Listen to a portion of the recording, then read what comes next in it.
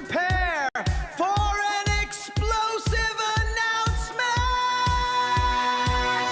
RJ Carter of Critical Blast Publishing stopping by the Madman Cafe to talk about the graphic novel adaptation of the Remo Williams Destroyer novels. Live June 9, 3 p.m. Eastern, 2 p.m. Central on Q2 Cast TV, only on YouTube and Rumble. You are watching Madman Cafe Live, only on Q2 Cast TV.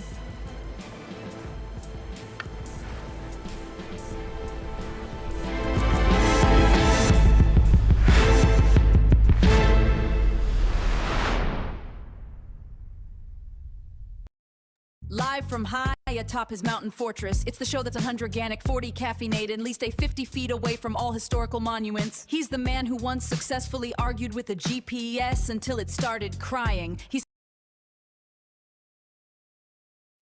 faster than a speeding snail and capable of overthinking a greeting card at a single bound. Hide your snacks and lock your doors. Here's the madman.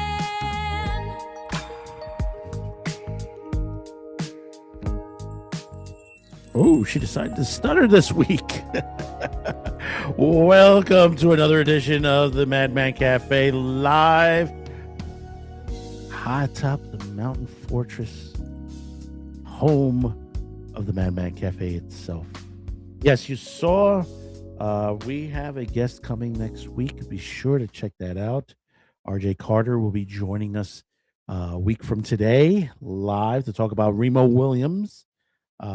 That's going to be exciting to hear that. I've read the Destroyer novels in the past. They're great books. I'm glad that they're bringing it back in way. Also, just to remind those, we do have a new T-shirt line out there. Stay curious, stay informed, stay mad. It is available right now live. shopcuticast.com. Use the promo code Stay Mad for an extra 10% off this month. The promo code will be flipping to a new one, but you'll still be able to get the 10% off on there. We'll be running this throughout the summer itself. So please do take a moment. Don't forget, this helps us as far as to produce these shows that you're watching right now at the moment. Now, I was told Sci-Fi Snob will be a little bit late. But no fear, no worry. We do have others to take over from him on there. First of all, we have our resident Outpost nerd. What's up? What's up? What's up? And coming across the pond once again with us, it's Dean. Good afternoon, I think it is over there. Good afternoon. Yeah, it's afternoon on there to that point. First of all, we do have to start off with a little bit of bad news on there. Last week, we lost a great Marsha Lucas, former wife of George Lucas, has passed away. Rest in peace. I mean, she was instrumental of bringing Star Wars to life. When they say, well, women haven't broken the glass ceiling to the situation. Nope. Let me tell you something. This woman was instrumental in bringing a great film to the spotlight with her husband on there. And as you can see, one of the old photos from the editing room from back then. That's the room where movies are made. That's exactly where the magic happens, in the editing room. If it was not George, he's a great filmmaker, but she was able to take his vision and create a full picture. Mm-hmm. And that's exactly. To me, she's they say, oh, George is the genius behind Star Wars and the greatest trilogy in the world. No, she is one of the, if not the biggest part of the success of Star Wars. And they don't talk about her. They say, well, we need more women. They never talk. It's the same situation with a lot of women directors throughout history, going all the way back to the 30s. In the 30s and 40s, there were some great women directors, but they've been lost to history because they're not talked about. Yeah, didn't she win an Oscar for her Yes, work? she did. She won an Oscar. Absolutely amazing. I mean, you hear about things like Industrial Light and Magic being formed, the special effects boundaries they broke, but the editing room doesn't get any of that glory. And Nope. editing can make or break a film. It really can. Yeah, exactly. Mm. So rest in peace, my dear. Hopefully you're looking down at us and hopefully, sending some, little vibes of, trying to push people out there to make product, which that's what, our subject of the day is also, talking about people making good content to the point. But moving on, also a couple of little housekeeping situations. We talked I think it was last week or the week before. Kill Bill's being released as one movie, the whole affair. Well, we found out the VHS version of it has sold out already. Jesus. Wow. It's the VHS version of this, figure, the Blu-ray 4K would have sold out first, but the VHS, listen, physical media VHS is not dead yet. There's so much call for vintage stuff, isn't there? And how many tapes does that one movie come out on with That's VHS? two. It's two. It's showing two. Yeah, because a VHS only went up to 3 hours max, I think, on some of them. With Mirror Mother, you're able to load because Sony is still responsible for that, and it's still those machines are out there. They're out in working order because it's loaded, it's recorded separately on a reel in itself, and then reel is put into another machine, and then it's just loaded into the cartridge. I keep forgetting. I have found this guy on Facebook who his whole thing is he buys vintage VHS tapes, and he they'll be unmarked, like people have recorded over them, and his whole pick a number, or one of my patrons pick this number. Let's go in my collection and grab this number VHS, and he'll look at it and it's like, no mold. Let's see what it is. Let's see what it is, and then play parts of it. I've been meaning to send you a link to him, Matt. I think I've seen him. I think I've seen him. I think I have. It's so interesting, such a fun topic because he has found some of the most interesting videos. Like there was one night he found a bunch of recorded Wonderful World of Disney movies on one of his VHS tapes. And I love watching his little clips. I wish I could afford his Patreon so I could watch the whole thing. I still have a bunch of VHS. I have some here and I have some in my mom's place. I have like a bunch of the Mystery Science Theater 3000 Thanksgiving marathons, including the ones with, and I'm going to do this the way they're doing it now. He goes with versus. Well, no, it's a joke. It's a joke because basically it's the Godzilla ones. They lost the rights to the Godzilla ones.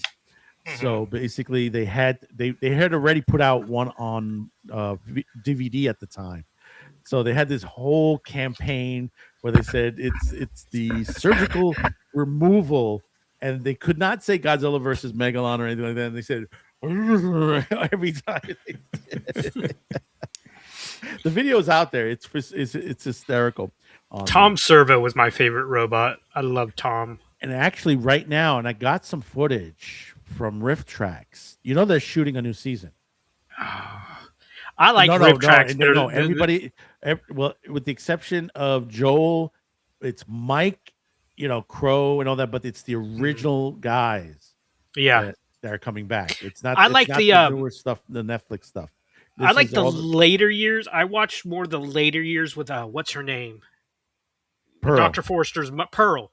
Pearl. See, yeah. Pearl's going to be in this. Yeah, Pearl's going to be in this. She was funnier to me than Dr. Forster and Mike TV's. Yeah, it's going to be It's going to be Pearl.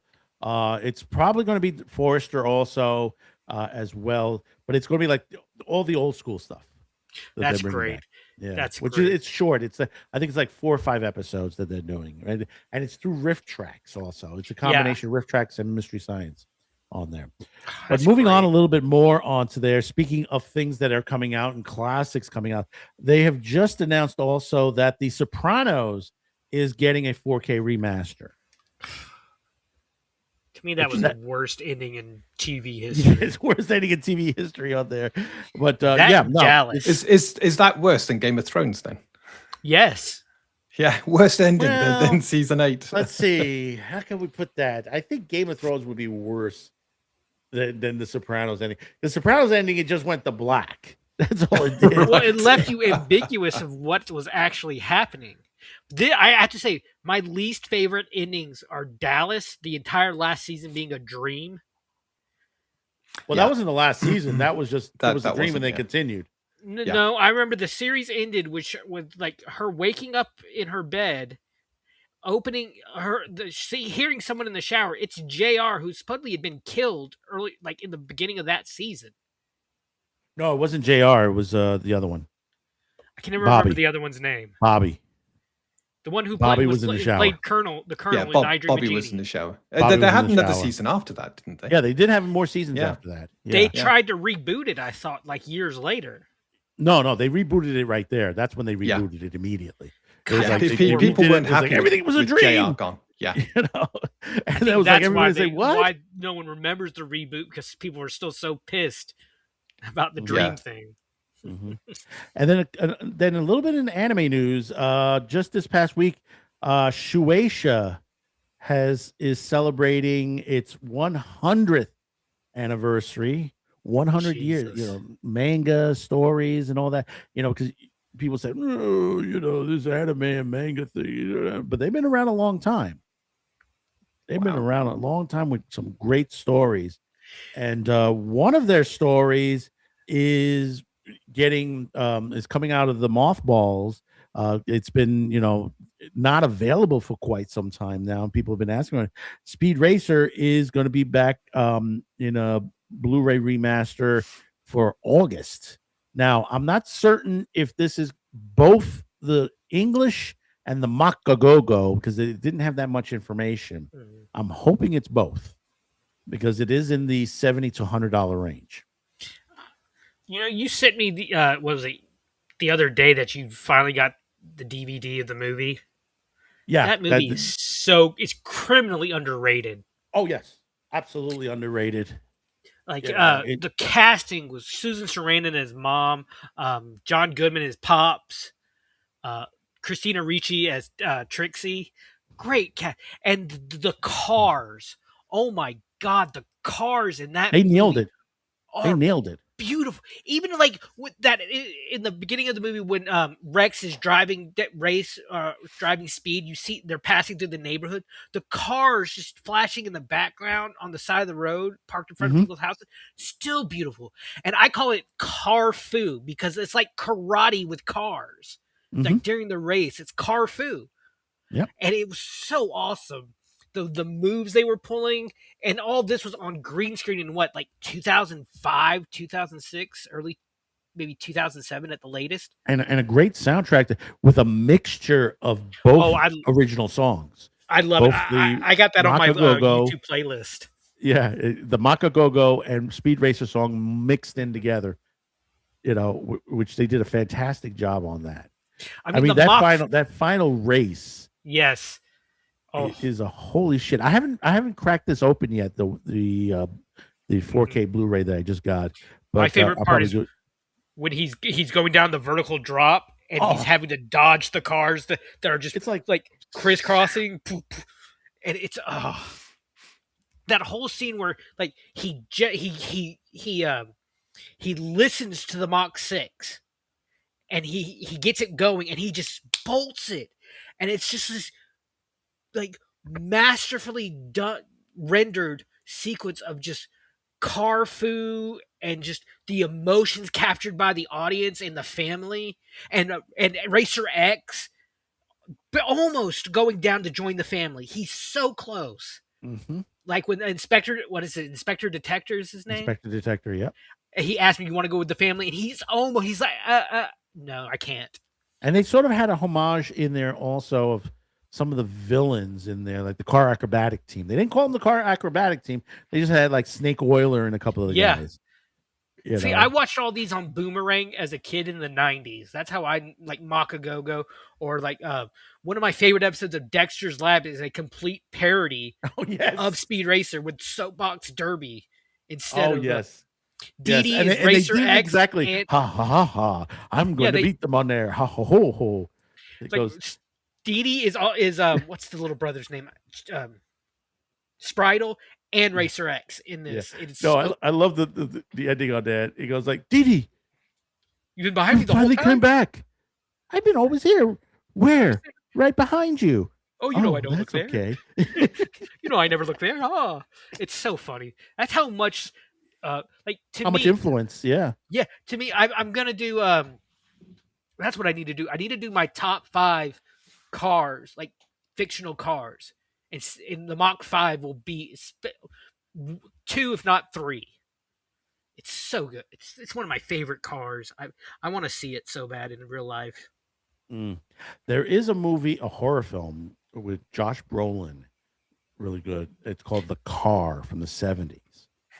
And that is just like that thing is like a monster. Just, it just literally practically has a truck horn on it. He's going around killing people. And it is just it's an awesome movie. They've remade it, but nothing beats the Brolin version of it. I This thing remember going Drive around. Angry. That was Kirk Douglas, right? The what? Drive Angry. No, not Drive Angry. No, No, this I is said I called remem- The Car. I'm Car. saying I remember Drive Angry, and that was Yeah, that's a good movie too. but it has Amber Heard in it, I believe. Yeah. What was that Nick Cage one where he's like a spirit who escapes hell and like drives, like tries to outrun the Is that devil's Drive bounty or hunter? Driven? I don't remember. Yeah. We're getting off I have topic. to look that sorry. up. I love But let's car move movies. on. Let's move on. Away from cars before we're trapped on cars for the rest of the show. Okay, now obviously everybody that is showing up right now knows the main subject for today. Unless you've been underneath a rock over the weekend, the box office was some big fireworks because everyone expected Star Wars to be number 1 a second week in a row. No,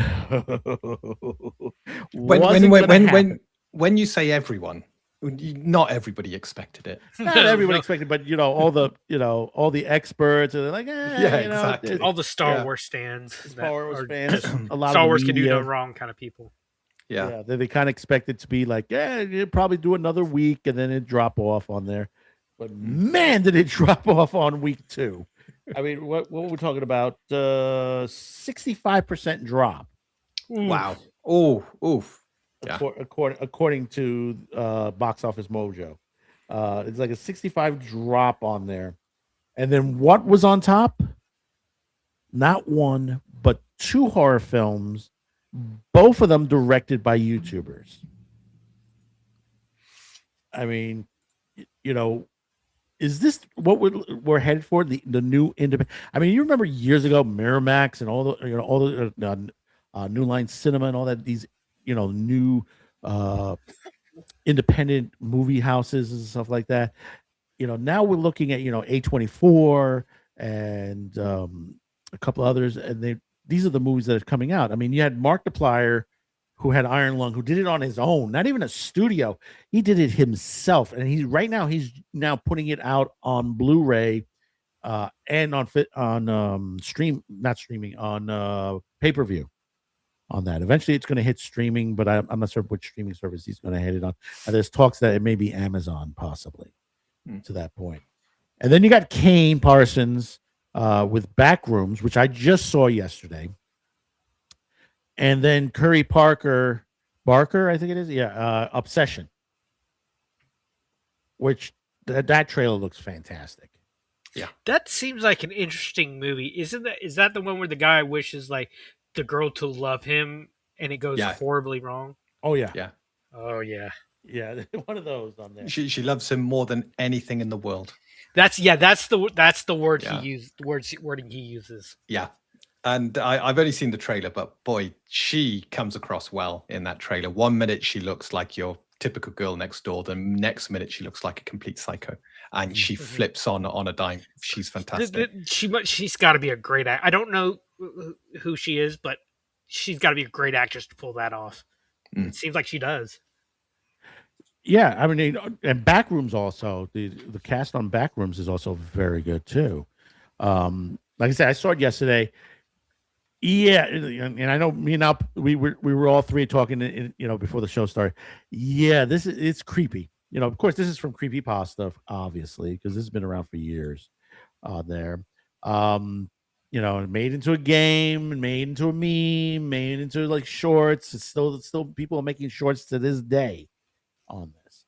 But Kane Parsons took it and expanded on the lore, created some characters to it, expanded on the main lore of the, not to give anything away, the company, the organization, whatever it is that is behind this. And, he did a good job of it, to the point that there's already word today, there is a sequel coming. There is a sequel coming.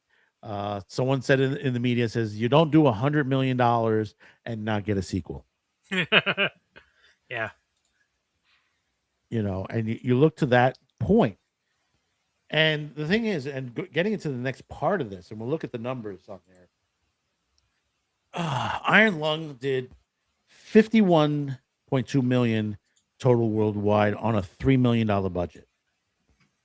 That's gravy. And the thing about it is no major ads, just basic advertisement on there. Backrooms this weekend, because it's week one, worldwide, 118 million, 10 million in the budget. It just did another 7 million yesterday. So its US numbers are practically 90 million in just the United States alone. 3 days. It's been out, 3 days? 3 days. Jesus Christ. That's like Avengers type numbers if you think about it. Mm-hmm. Now, Obsession has been out for 3 weeks. It's currently globally at $148 million. Now, originally, it was at a $750,000 budget. They've upped it to $1 million budget. But in 3 weeks alone, it's done 148, and it has broken the biggest major record in movie history. Obsession has become the first movie outside the Christmas holiday season since 1982's E.T. the Extraterrestrial for ticket sales to increase both in the second and third weekend. See, this just shows people want new things. We don't want remakes. We don't want like books or sequels. We want new things. Mm-hmm. Well, exactly. you look at it, I mean, Iron Lungs based on an existing IP that's then be expanded as is Backrooms. I think this is a testament to, you give a director, a writer, a producer free reign to do what they want to do, to bring together a creative team to deliver something without interjecting committees or focus groups or anything like that. This is what you get. You get good quality entertainment that is satisfying to watch, and it pulls people back to the cinemas. And you look at it, these aren't huge titles. I haven't seen a lot of advertising, saw far more advertising around The Mandalorian and Grogu. So they can't compete on the same level as a corporate. And yet you look at the money they pulled in at the box office, because people are just craving entertainment, something that is entertaining without modern day politics injected into it. And this is a testament to that. So, hats off to them. They deserve every penny they've earned here, and I hope they continue to entertain us. Oh yeah, I mean, it's fantastic that they're doing this. I mean, here's the big thing for this weekend. We got, what is it? 3 films. I think 3 major films that are coming up this weekend. Is Masters this weekend? The Masters is this weekend. Okay, Masters. I want to say Scary Movie 6 is also this weekend also. And here's the other one that basically is already on the list on there. I know, is the Amazing Digital Circus, which right now they're mixed numbers at the moment. so far, some of the media is saying it's 7.5 million in ticket sales already. Others are saying 9 million in ticket sales. Wow. From And this what I opens in understand, 2 days. from what I've heard, I think I heard, excuse me, Snob and Cam are really big into this. They've been doing a review of this every on Sunday nights. I think they said they actually had to open more theaters because so many people are wanting to see it. Yep. I personally had not seen it. I watched a little bit of one of the episodes they were talking about the other night while they were streaming. It seems like it's this really interesting concept of like dealing with trauma, of like what what is real and what is not. Mhm. It seems it's a mix of like CGI and live action. It's like, okay, who can you trust? It's got that really good story of like, who can you trust? Can you trust the guy standing beside you? Um, it seems interesting. I might give it a watch just so I could talk to Cam and Knob about it. Well, they're doing. I believe they're doing another one this weekend. Also, there's another because I think they do. They're There's going. one To, episode left after before the movie. they are going to see the movie. From what I've Yeah, told. then they did. They already have their tickets. I think they did either 7 or 8 or 9 this past week, this past Sunday, and then they have episode 10, I think, left. I think it's 7 and 8. They So did. then they have 9 and 10 because I think they've been doing 2 episodes a show. Yeah. Yeah. But one that I really like that I'm looking forward to because it has one of my it's one of my favorite historical topics, but it also has one of my favorite actors ever. I want to see Pressure starring Braden Fraser as Ike. Yeah, the story of D-Day and how it was basically put off a day because of inclement weather. Yeah. I love historical dramas. Yeah, but unfortunately, a lot of these historical dramas haven't done it. You know, with the exception of what was the not Dunkirk? Well, Dunkirk did very well. The one about the nuclear bomb, Oppenheimer. Oppenheimer. A Oh, yeah. lot of these historical ones are just hit and miss. I mean, you have Angel Studios that they're doing the Reagan Gorbachev one, which doesn't look Yeah. good at all. No. Then they're doing Young Washington, which is like has a lot of information on just the historical accuracy. The historical accuracy is completely off on it. Especially like it's great that they're showing a battle scene in the middle of a field, but if you go to the historical archives on it, it happened in the forest itself with trees around it and everything like that. So it's like you have people battling inside and bumping into trees and all that. So it's very inaccurate. One of my favorite was Gary Oldman played Churchill. What was that movie? The Darkest Hour. The Darkest Hour. I love the train sequence when he's in the underground talking to people. The little girl who he actually speaks to in that scene, she went on to play in Christopher Robin as his daughter. I love his speech at the end. It's so Gary Oldman delivers it's so powerful. And honestly, Churchill is one of my favorite historical figures. If I could ever choose a historical figure to have a drink with, it'd be Churchill. I'd love to hear his views on the war and how he felt that God chose him to lead at that time to lead through that war. Because a few months after the war, he was voted out, right? But he got voted back in 10, 15, 20 years later. Yep. It's so and I love the line where he was so witty. I love the line where a woman looks at him and says, "Sir, if you were my husband, I would poison your tea." And he said, "Ma'am, if you were my wife, I would drink it." It's when he was so witty and just so he was like the Trump of World War II, basically. He was what the world needed at the correct time. And I would love to sit down and so that's one reason I want to see Pressure, because it's the American.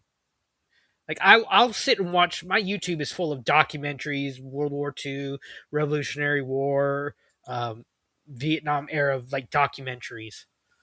But I Now love that kind of this is stuff. happens to be sort of fictional documentary Oh in a no, yeah, way this is wrapped around. No, this is yeah. something. I don't know if you ever heard of John Jakes the Bastard. No. No, no. Oh no, excellent. It's a novel by John Jakes. It was made into a couple of TV movies because it's several novels. It wraps around the American Revolution, the birth of America and all that. But it's based on a Frenchman who basically he was a bastard son of a very wealthy Frenchman, and when he went to go get his inheritance, he was pushed away, and they tried to murder him and his mother, and they escaped to America and created a life for themselves, and even changing their name to Kent. So basically, it's like the Kent family. So then you're following the Kent family throughout the years of the the American Revolution and beyond, to the point. What is it? I'm trying to remember the cast on it. It's a great cast on there. The last movie wasn't that great, but the others were very good. It's because you had all the figures, Washington, Franklin, and all that wrapped around this story. That it's a fictional story, but it kind of worked in a way that someone immigrating into the United States, trying to basically create a life for themselves. On there, it was pretty Talking, good. you mentioned the Revolutionary War. One of the best movies I've ever seen about that era just came out a few months ago. The Great Awakening. It's from Angel Studios, but it's more historically accurate. It's about the religious movement in England that came over from England to America, that led by the Reverend George Whitfield, and his unlikely friendship with Ben Franklin of all people, who was he was what you would call a devout atheist without saying he was a devout atheist of his time, and how their friendship led to people realizing, okay, something needs to change, and it led to the Revolutionary War. And it's during I think the Second Continental Congress, when the Articles of Confederation, they failed, so they're trying to rework the government, and everyone's like, Ben Franklin, you need to do something. A word from you could change everything. Well, And just interrupt on there. Snob, hello. Late than ever. What's up, Snob? Gentlemen, good afternoon. Good afternoon. We were just. But, yeah, go ahead. Just to finish up, Franklin, he asked for a vote on prayer before every session, and it gets voted in a couple of years later, and we've done it for 250 years since. It's a fascinating story. I'm doing a poor job at describing it, but I would recommend A Great Awakening. All righty then. It's such a good movie.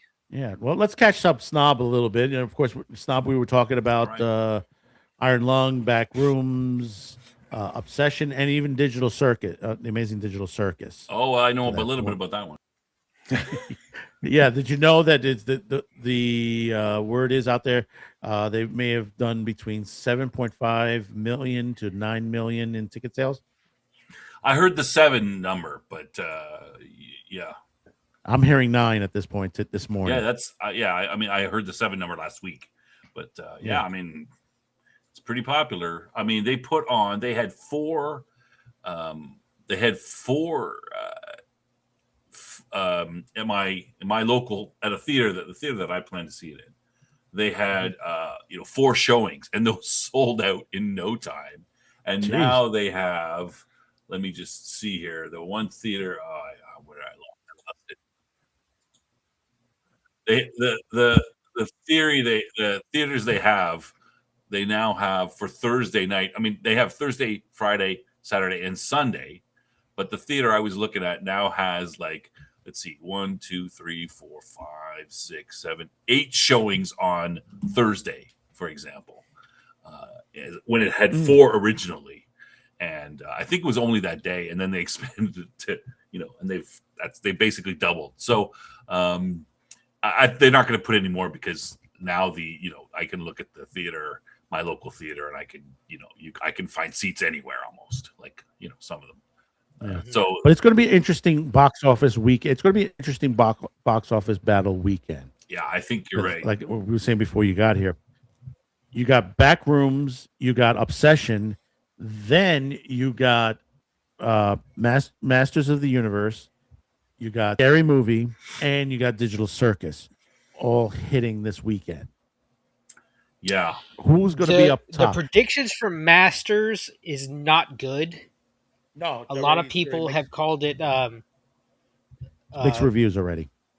oh really? like people are comparing it the character of He-Man in this movie to She-Hulk in regard no. in how like when Yeah. Adam transforms, he's supposed to be confident and strong and smart, and he's just Adam in a loincloth. Not good. Like She-Hulk was just Jennifer Walters painted green. Yeah. I've heard a lot of people referencing Thor Ragnarok as well. Yes, Thor Ragnarok. Oh, really? Yeah, saying Thor Yeah, Ragnarok it's looks far better, and it seems to have stolen a lot of the sort of conceptual action scenes from Thor Ragnarok.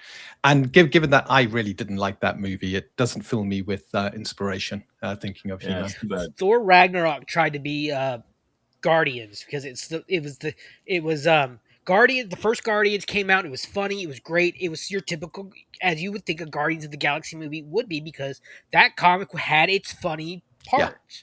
Thor had always been more serious. When Thor Ragnarok came out, they tried to make it comical, just like Taika Waititi. I like him as an actor. Jojo Rabbit was a funny movie. Yeah. It showed the absurdity of that party. I'm not going to say which one. And he played Hitler. Sorry, he played that man to The a mustached funny man. comical degree. Yeah, the mustache man, and like, Do you know why he played that? because he couldn't get anyone else to do it. Exactly. Yeah, but it's a I don't think he's that great an actor. I think he's much better a director. I think he's funny as an actor. He's much better as a director. But he Well, No, Death Angel no, Shadows is in no. the chat. Hello. Hey, Death Angel. Hey, Death Angel. What's up? I think he has destroyed every movie franchise IP he's ever touched. See, that's what I take away enjoyed Thor from it. Ragnarok. It was all right. I mean, you're right. It's did. very much Guardians-ified. Joke, No, joke yeah. up, his but I didn't have a acclimate to problem with it. his acclimate to the movie industry was What We Do in the Shadows. Yeah, I've heard of that. Yeah. It is fantastic. I mean, Snob, you've seen the TV series, right? Yeah. Well, no, you put me on the movie, and I saw the movie. Yeah, the started movie's to good. watch The movie's not bad. I actually didn't watch the TV. My daughter started watching it. They watched it without me, so I didn't get it. But How dare they? yeah. How dare they? But the movie was good. It was. It's a great premise. Yeah, it's funny. Death Angel's leaving 26 hours I know. for Texas. Safe travels, Death Angel. Safe travels. Safe. So, did you guys? Safe travels. You guys look at the grosses for last weekend? For Yeah, that's what we were talking about. yeah, last weekend. I mean, this weekend I think is going to be. I mean, I think I don't know that Backrooms and Obsession is going to stay up there because of these new movies that you're mentioning coming out. Did 7 more million yesterday. But yeah, I mean, I was looking at some info, and they were saying that the movies have done much better this year. They are up. I think it was May of last year. Is it May or is it the entire? Is it the entire year? Anyway, they're 3.6 billion last year. 3.3 last year and 3.6 this year. So they're up, 300 million. So movies seem to be coming back finally after the C virus, which is what people usually blame. And you had Obsession, like I said, Obsession beat the big record of ET that basically its sales increased in 3 weeks. It kept going. Now, let's see what week 4 will be for Obsession. Does it go a 4th week? If it goes a 4th week where it made more money, that's a new record then. Yeah. The I think those. I mean, Obsession was made. Is that made for? One of them was made for 10 million. The other for like less than $1 million. Obsession was 1 million. Was 750,000. 750,000. Then it was up to $1 million. Yeah. And Backrooms 10 million. Is that right? Yeah, 10 million. 10 Like, million. that on is a Backrooms. fraction of, that is so small. Oh, yeah. Like, geez. And they're doing so well with it. Yeah, I saw back. I was like, you missed it. I was talking to the guy. Everybody else. I saw Backrooms yesterday. Yeah, I haven't seen any of It's those. a good movie. I was surprised. I was really surprised on this. I was like, oh, okay, a creepypasta movie. How could they do this? Being walking around, and it works. It really, he did a great job. He did a really good job. And, I see a real good future with him because he has that good eye. Oh yeah. Yeah. To that point, when you're able to take something and able to interject characters that weren't there originally to this point, and just expand from it. And I mean, I'm not to give anything away. There's some creepy parts that will just have you, let's say, just not sleeping for a night or two. To that point, I mean, but like I said, it is really well done. I wouldn't recommend it for kids because kids will not sleep after watching this movie. and like I said, not to give it away, the ending does leave for a sequel. Mm. Yeah, So, I mean, it's already the media is already reporting that it's, like I said earlier, $100 million and not get a sequel to it. That's unheard of. yeah. I mean, it's good that there's some, good movies out there that people can finally go and watch.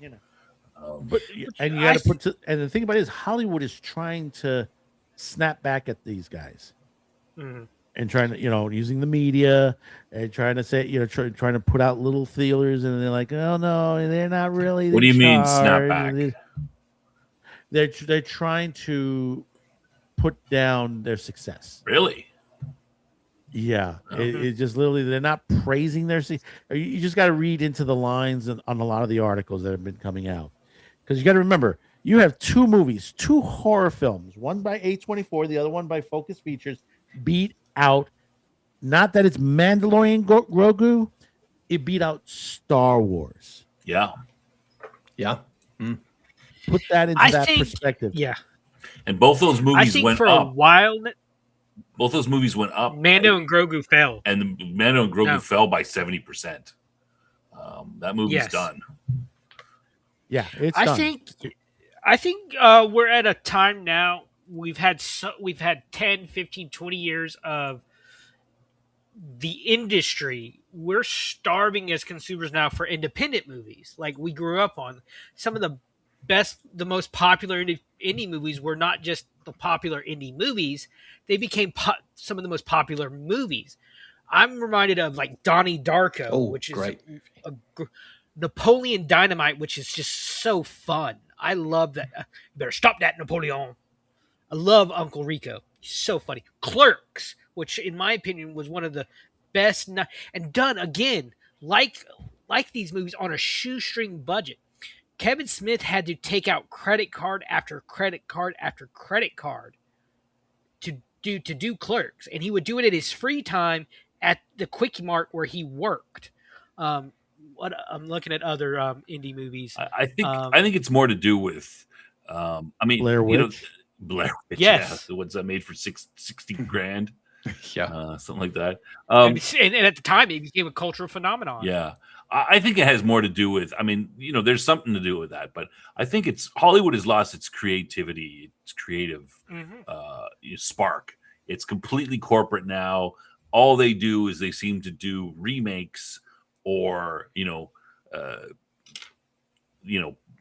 whatever it is, 2 or 3 or 4 or 5. They don't have a creative bone in their body. They have no idea what they're doing at that level. Well, and that's why you see a resurgence in indie movies because there's nobody wants they're putting up crap and nobody wants to watch it. We want to get a little bit of something new, right? Well, it used to be the people that ran the studios were filmmakers themselves. They knew Yeah. what people wanted, knew what was good, and now it's these executive business suits Yeah. that run everything. I think you're right there. That have never stood behind a camera and Yeah. yelled action in their lives. They assume that running a Hollywood studio is the same as running when I was a VP at PepsiCo or whatever, right? Like or Yeah. IBM or something. It's no different, right?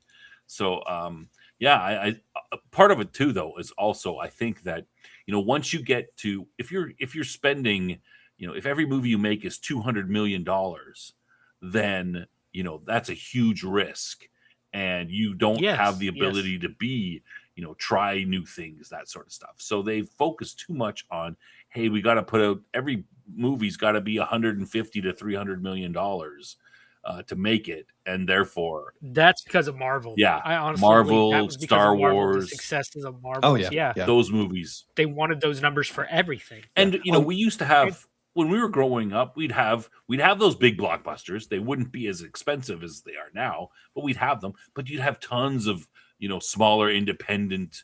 There'd always be some sort of romantic comedy, which are usually cheap to make. There'd always be some horror, which were usually cheaper to make than these giant sci-fi blockbusters, or the Jawses or the ETs or the Water Worlds. You have to remember in the 1980s, you had all these independent companies that come out, like the Miramax came out. I think that was about 90s. New Line Cinema was in the 80s on there. But you also, like I've said before, I've worked in public access. We've had a lot of guys in the public access realm that they did like these little mini movies, little gimmicks that they used to give on there. When we got into the internet age, I don't know if you guys ever remember this. If you remember Adam Films, I don't know if you guys remember that. Adam's Films used to be a site where you used to dump your movie or your short. If you remember the claymation Angry Kid, that came from Adam Films on there. And if you remember, Lucas used to push for. They used to have the contest. Throw your best Star Wars movie. The Star Wars movie challenge. Yeah.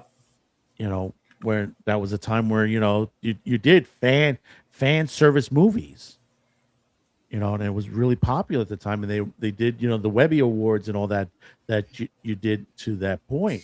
And a lot of the directors that went on into the 90s to 2000s came out of the Adam Films. God. You just unlocked a fucking memory, madman. Did I? Talking about indie films. I was 2002. I was a freshman in high school, and I had a friend who's like wanting to do films, and I was a band kid. Most of my friends were band kids. He was what we called a groupie. He would hang out with all us band kids. He did a Star Wars parody called Band Wars. Basically, I was the Yoda, and I'm on my knee. I'm short, but not that short, and I'm on my knees. And there's one scene where we had one of our friends. He was a big black guy lineman on our football team, one of the coolest guys you'd ever meet, and he was our Sith. We were using those collapsible lightsabers that would glow, that would turn on the lights. Those ones you'd get that delete when you collapsed them. It was like a whole nother section left out of the lightsaber handle. Those cheap ones from the 90s, 2000s. And there's a scene where he force pushes me, and I go all out. I fly. I literally throw myself through our door to our band room, and I hit on the back of my head the handle, and I'm supposed to just hit against the wall, the door. And I open the door with the back of my head, and I roll out, and you hear three girls standing outside, "Oh my God, what is he doing?" And he had a toy probe that Darth Maul lets out of the scimitar to go across Tatooine. We're standing down in our our stairwell in our high school, just with fishing line trying to do it. And I'm wondering, God, I wonder if he still has that. It's been 25 years.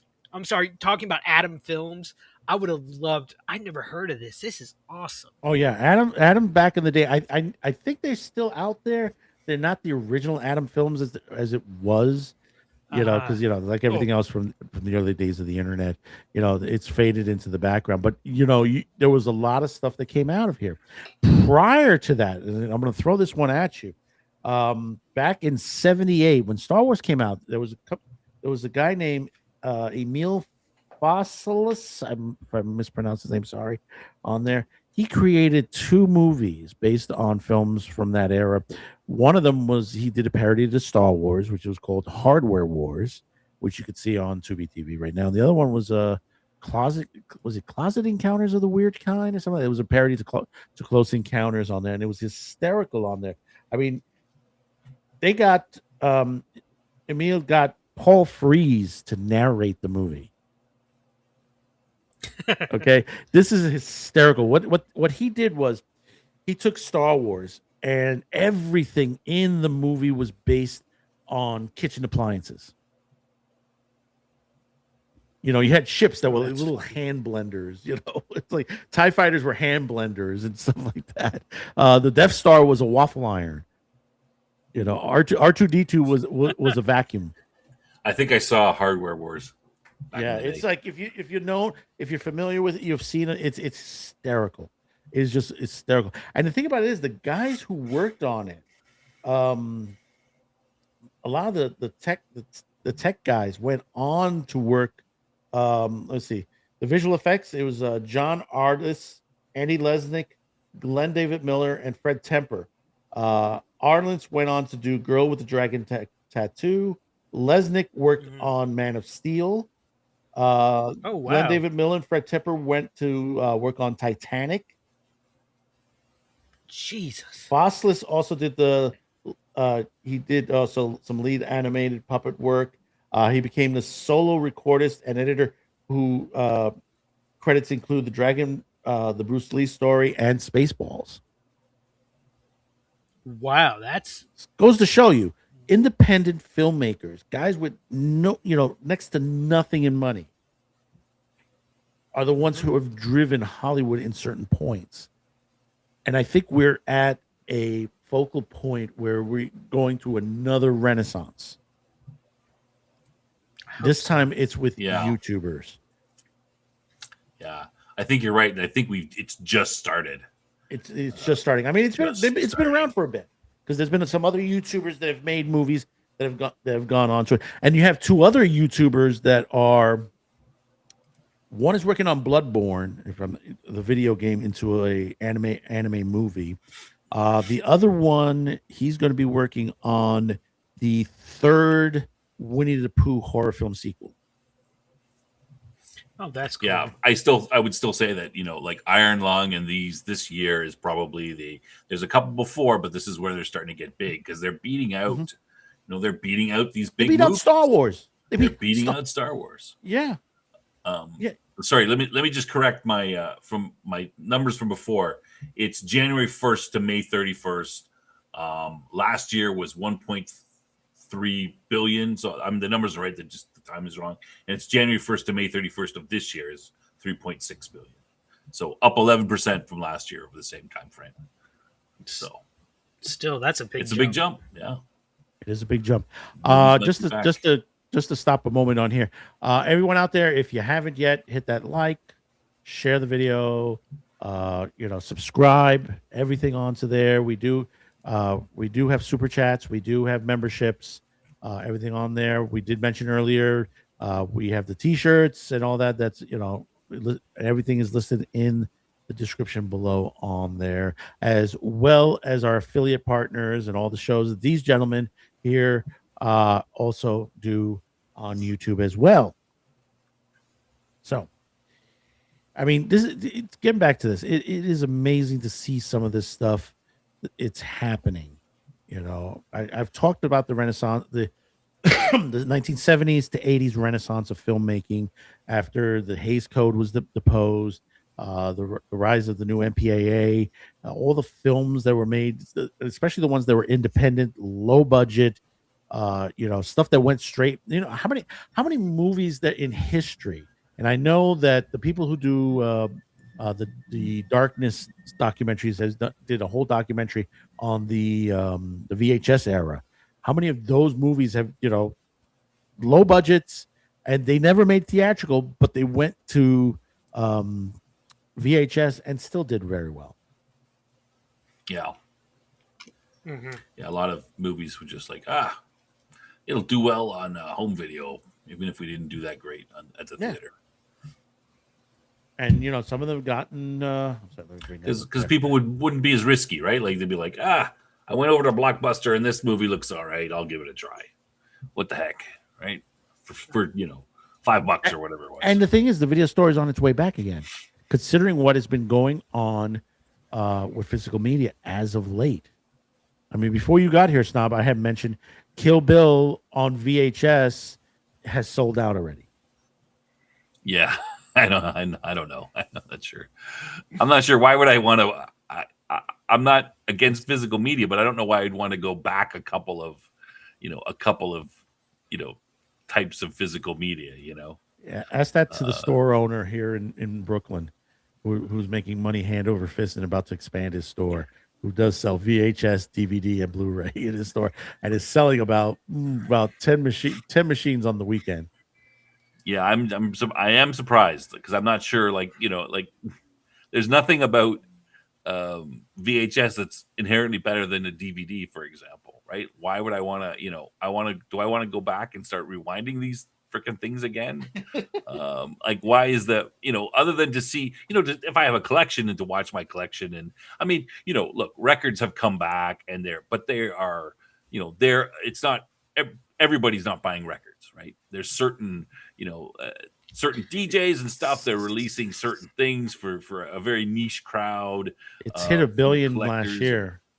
Yeah, and it's big, but Dude, it's not. Snob, you go into a Walmart here, you will find entire rows full of vinyl and Really? Vinyl records. Well, maybe we're behind here because I've never seen that in here. Not in Walmart. Do y'all have Walmarts up there? Yeah, we have Walmarts, but there's no okay, vinyl, no vinyl in the Walmart. Vinyl hasn't hit $1 billion. Vinyl hasn't hit $1 billion since the 80s. Yeah, there's a ton of specialty stores. There's some specialty stores I know of that do sell DVDs and that kind of thing, but it's not I don't see everybody going back to VHS because it's just a completely collectors and a niche sort of thing. But what is to be gained between VHS and DVD? It's just sorry to jump in. No, I think this is more digital versus analog. I think there's a lot of people who are sick and tired of digital. Digital is too clean. We recently had to swap out our amp a couple of years back, and we had a analog amp went to a digital amp, and it's nowhere near as good. And I yearned for the days of analog. So your VHS, it's pure analog. It's not a digital media. So whilst the resolution's not as great, you're getting a different picture compared to a digital picture.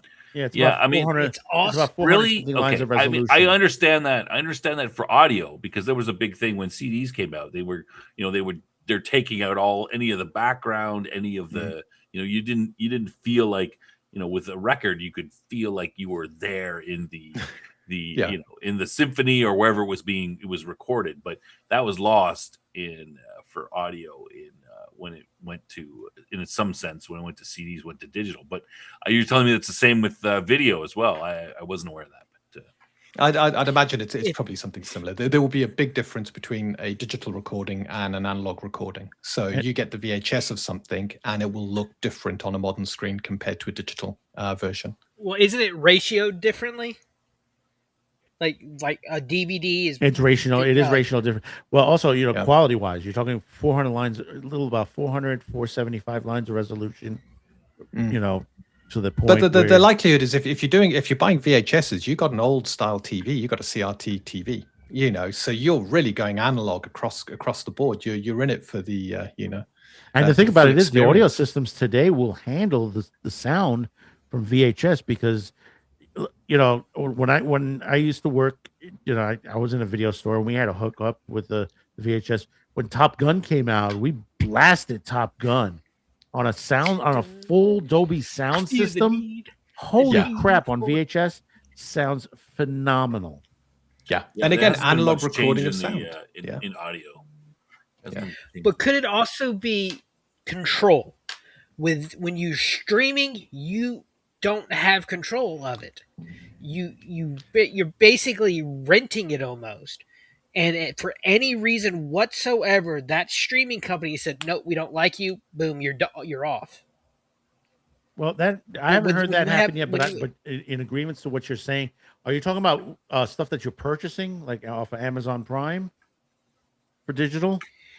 I think he's saying if you subscribe to Netflix, they can remove whatever movie that you might like at any time. Yeah, They will. Yes. obviously, yeah, they can yeah, remove so it. I think it's something. I think it's more about control and also nostalgia. Come on, like I know Snob hates nostalgia, hates What? member berries. I don't. It's, I don't hate it's a nostalgia. joke I'm about old. Picard. I'm not big on member berries, but I'm in my twilight So years. I think it's also Everything. like I had a huge collection of DVDs and VHS tapes, and just over the years they either ran out or my entire collection got destroyed in a hurricane. So it was just I'd love to be able to build back up those were like National Lampoon movies you like 90% of people have never heard of or And the thing about it is, a lot of films haven't transposed out of VHS or DVD. mhm. Yeah, that's true. You know, there's still a whole cycle of stuff that is just, there's some stuff that is just finally, you're finally getting it out, on remastered in Blu-ray. After 25, 30 years that it's already been out on VHS, and it never got an update on there. Oh, Dean has to drop out for a moment. He's got a technical issue. He'll be back to that point. But what was this? Yeah, it's every day you're seeing something new that it's being remastered. A lot of the great classics that's on there. Let me see if I can bring up something here a second. I'm all for increasing. I'm building my physical media up a little bit. I'm being very picky with only what I consider good or classic movies that are standing the test of time. I don't want to fill it with a bunch of. Oh, here's stuff- something stuff, that hasn't been out in a long time. A horror film called Deadly Blessing. It's getting a 4K. Just got announced today on that. Maverick Queen has not come out of on there. That one is coming out on there. Oh Jesus! It's Escape from Zarain with Yul Brynner. That's an oldie. Let's see what we got here. Oh, here's one that hasn't even hit video. Period. Love Trap, which is from the pre-code era, 1929, getting a 4K restoration. And the movie's I'm all for keeping these things preserved. For sure. See, there are so many movies I would love to see that I can't even find online right now. One of my favorite. This was a series of movies, Dr. Kildare. I don't know if y'all with Lionel Barrymore in it. That's Drew Barrymore's great uncle. He was Mr. Potter in It's a Wonderful Life. He was the banker. Right. I can find one or two of them, but they're like 5 or 6 in total, and they're really just well done movies that I would love to see given new life in either. There's so many films. There's so many. In fact, we will be covering some of them sometime this summer. It's Some a old great time classics. for I think physical media right now. Oh yeah, yeah. I mean, it is. I've increased my collection massively just as of the last year. I have a very large collection, and I haven't done due diligence in increasing it prior to that. Now I've just started again. Like I said, I just got Speed Racer release on that. I got a couple other things that are stewing in the pot waiting for releases on that in the next several months on there, including the Dolph Lundgren Masters of the Universe, which will be out this year. I love that movie. I loved it. It was It was just just so fun. cheesy and fun. Langella was fantastic as Skeletor. I find it funny though. He said like all through like the 90s and 2000s he hated doing that movie. But now like with the new Masters, because he has a cameo in it, I believe. He's like, oh, it was great doing that movie. What's her name from Friends? Courtney Cox. yeah. Like she like disavows that movie. Like Jennifer Aniston disavows Leprechauns. And it also has a Star Trek connection too. Yeah, Tom Paris. Tom Paris. He plays the hero next to He-Man. Tom Paris is one of my boyfriend. favorite Star Trek characters. I like characters who aren't your like perfect 24th century Star Trek archetypes. And Tom was very originally because the actor I can never remember his name. He played in an episode of Next Generation, the Red Squad, I think it was called. Or he was he didn't play Tom as that character. Well, Tom was supposed to be that character. Right, exactly. It's what I'm getting but at. I think there was some changes made. Yeah. And I love the scene where Lieutenant Barclay, finally gets communications with the scene, and Admiral Paris is talking to Janeway, and he says, "Tell my son I miss him." And it's such a subtle thing that Janeway does. She goes up to Tom, puts her hand on her shoulders, and tells him, "He's hurt. He heard you, Admiral." That's telling Admiral Paris that Tom is such an important part of the crew of Voyager. He's not some lower deck ensign or crewman. He is bridge crew. He's important. So that tells Admiral Paris his son is doing so much better now than he was on before Voyager. And it's just such a nice little nod, such a little subtle thing they did for Tom that I absolutely love. So, getting back to finishing off what we were talking about, the theatrical movies, we're going to see this weekend and see what happens. It's going to be a very interesting weekend. Let's see what happens. I think Digital Circus might do double of what it's at total with a couple others. Probably not much more than that. It might do, if you're saying it's 9, it might do 18, maybe. I think it's a kind of a niche thing, especially when in 2 weeks it's coming out, on YouTube. Yeah, right now, Scary Movie is listed for 40 to 50 million domestically on a $35 million budget. That sounds about right. Do you have the numbers for He-Man? I thought it would do better, but I think it's tracking about around that same pattern. Yeah, but it seems like the buzz isn't as good from what you guys are saying. So I'm saying it was originally higher. It was in a higher range at one point, like toward 100, and then they dropped it down to about what Scary Movie's doing. Yeah, and initially there was this, there was the trailer a couple months ago with the him on it, which I thought was a joke, and I didn't necessarily. It's got to be. I covered it. I reviewed that trailer, and it has to be. It seemed to be a little, and people were freaking out a little bit about it. They were going a little over, but now and then it seemed to sort of bounce back from that, and people start saying, "Well, it might be a good movie where maybe there's a little bit of overdone." But now we're getting the opposite. We're getting a bit of a down. And some people have seen it. It's been revealed, right? Roboto is voiced by Kristen Wiig, of all people. Idris Elba plays Man-at-Arms Duncan. There's a lot of I think miscasting in this. Oh, it's always miscasting. I just heard, what was it? That's something. I don't know if it was in the UK or in Australia.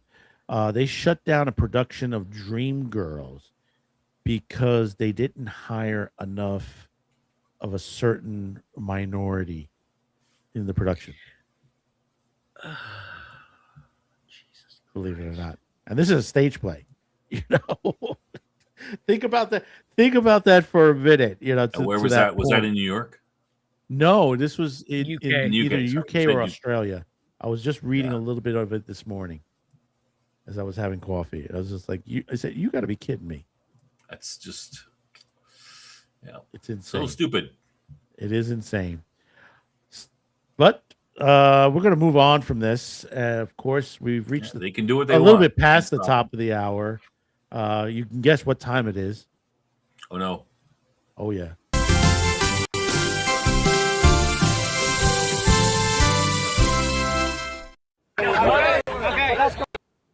Okay, let me set this up.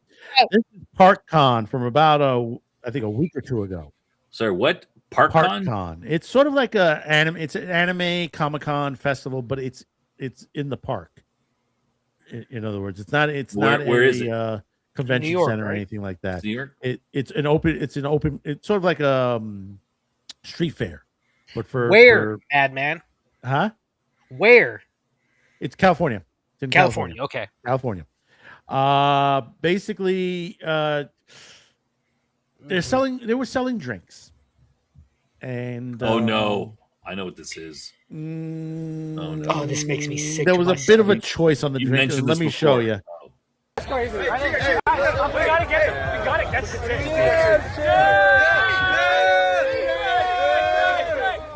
Oh yeah.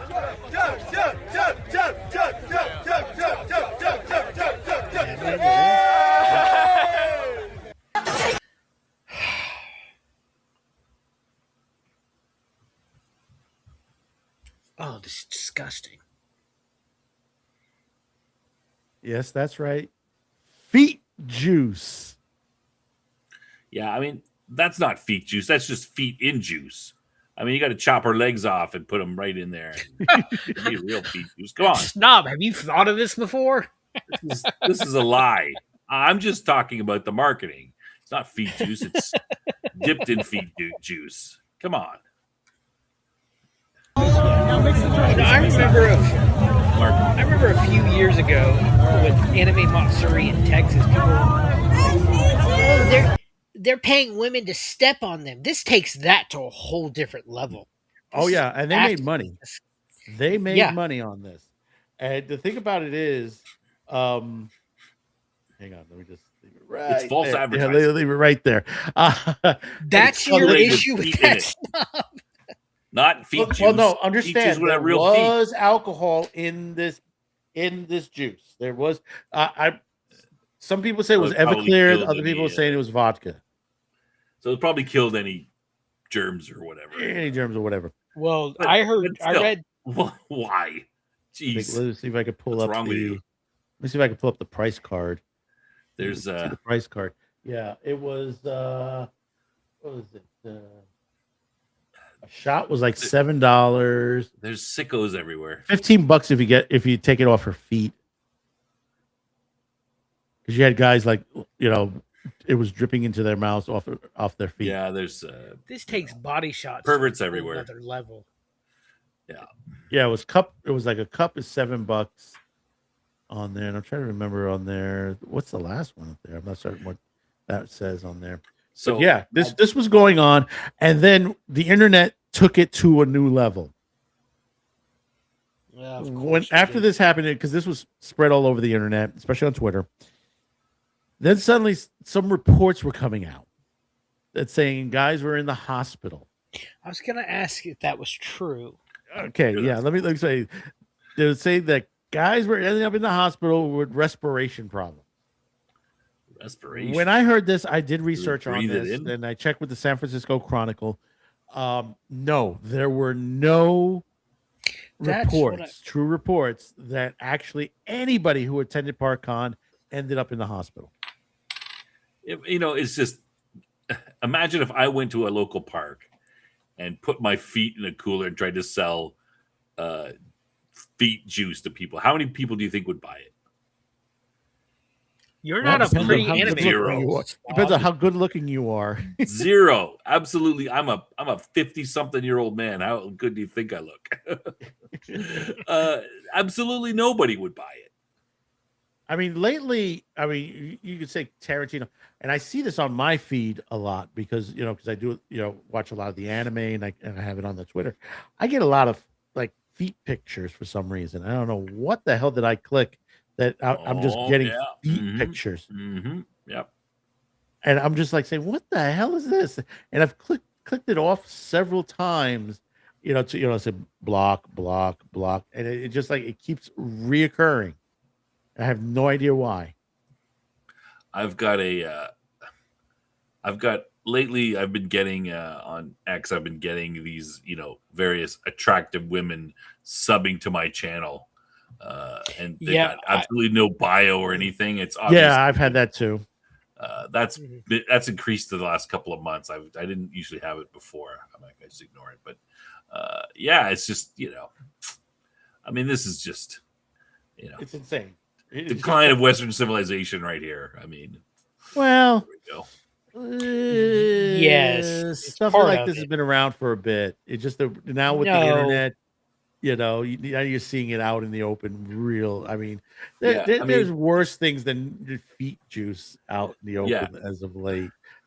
I mean, I was in the army and we did all kinds of horrible things, but partying and stuff like that. But we didn't well, film ourselves and put it on the internet for everyone to see what kind of degenerates we were. you I are the mean, number one in war crime, snob. geez, why are you filming yourself? You want your kids to see how Yeah. much of a degenerate you were? Well, you I'm got to so remember lucky. you got to remember about Canada. This is the country that basically they're hiring people from other countries to serve their coffee.